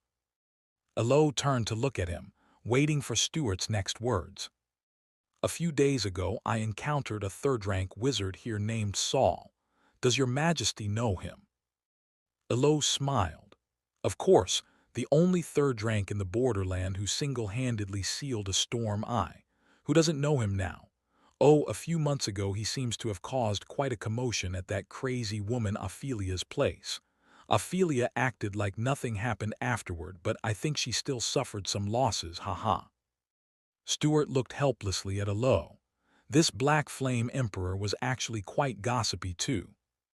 He said seriously, Your Majesty, this Wizard Saul is currently in Evernight, personally invited by Chief Frim. Does Frim want to learn from Saul how to seal storm eyes? I speculate, could it be deliberately trapping Saul, this third-rank wizard who's very effective against black tides, in the tribunal? Reminded by Stuart, Alo immediately understood. You mean Frim wants to use black tides against Gorsa, and doesn't want Saul to help, so he found an excuse to bring him here for supervision. Stuart nodded. I think there's this possibility. It's just that besides Wizard Saul, the Stargate Council has other people skilled at fighting pollution. Can Chief Frim stop Stargate Council people from helping Gorsa? Alo's expression darkened. The Stargate Council probably doesn't have time to care about Gorsa now. There's been some problems with their Stargate experiments. Stuart was even more surprised. Problems with the Stargate experiments. Although he understood the dangers of Stargate experiments, like an ignorant child going out alone, what people and events they'd encounter depended entirely on luck. But Stuart also knew the Stargate Council had prepared for the Stargate project for over 100 years. How could serious problems appear right at the start, to the point they couldn't even care about their next fourth-rank candidate being in danger? Are the problems serious? Stuart asked. Only Stuart dared ask Alo such questions. Alo didn't mind at all. Frim didn't say, but our people at the Stargate haven't sent back emergency information, so it shouldn't be too serious yet. After this black tide passes, you personally visit the Stargate Council. Stewart nodded. Yes, Your Majesty. Even if the Stargate Council had problems, it would be hard to threaten Nefrit Continent, let alone fourth-rank wizard Black Flame. After briefly discussing this matter, the two refocused on Gorsa. Your Majesty, will you cooperate with Chief Frim? Stewart knew that what to do next still depended on their Emperor's attitude. This time Alo paused for a moment. I don't want to meddle in their interest disputes, but if Gorsa's actions cause the Abyssal Eye to erupt again, it would definitely threaten all of Nefrit. I can't take that risk. Stewart sighed inwardly. As a wizard, he actually agreed more with Gorsa's approach. The Abyssal Eye had threatened the entire world for over 100 years, yet wizards' understanding of the Abyssal Eye remained limited. If they wanted to completely solve the problem, such conservative defense definitely wouldn't work. But each year, just fighting the black tides produced by the Abyssal Eye already consumed most of the wizard world's energy. Moreover, when the Abyssal Eye first fully erupted, it directly devoured an entire continent. Who would dare risk going deep into the Abyssal Eye? Probably only someone like Gorsa, who disregarded everything and focused solely on magic, would have such courage. It was just a pity that, as part of Black Flame, all decisions he made had to prioritize Black Flame's interests. He looked at Emperor Alo, knowing the other thought the same way. The two reached consensus in silence. Saul descended from the air, with over 10 semi-transparent gray tentacles drilling out of his sleeves like arrows, shooting toward the giant serpent on the ground. The serpent's scales were incredibly smooth. Even tentacle suckers often slipped off, making it hard to grasp.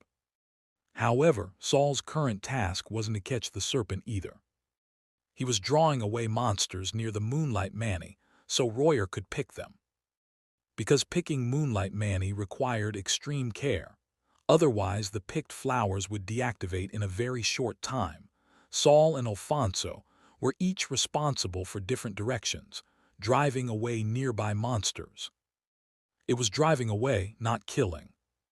Because large amounts of monster blood would pollute the nearby sand, thus affecting the Moonlight Manny root systems deep in the sand. Just as Saul was using tentacles to drive the giant snake toward the distance, the ground suddenly shook, and 3 identical serpents actually emerged from underground. Did I stir up a snake nest here? Saul smiled bitterly. Unable to kill them, and unable to make too much noise, this truly made his actions constrained. Saul quickly glanced at Alfonso on the other side. He was dealing with a swarm of human head-sized bees. Those bees gathered together, dark and dense like storm clouds, looking incredibly troublesome. In comparison, Saul preferred sweeping snakes on this side. A black vine thinner than a finger emerged from behind Saul's neck, rapidly expanding in midair until it was thicker than the serpents on the ground. The vine's front end split open into a shark-like mouth, taking a chomp bite on one of the serpents. Hiss! However, the serpent's scales were too slippery. Little Algae's sharp teeth could only slide powerlessly off the scales, producing harsh scraping sounds. Seeing Little Algae suddenly getting fat, Saul immediately had a new idea. Little Algae, can you swallow an entire snake from the back or front? Little Algae had once devoured several hidden crystals and now possessed strange spatial powers, so not only could its size contract and expand, but it could also produce spatial effects.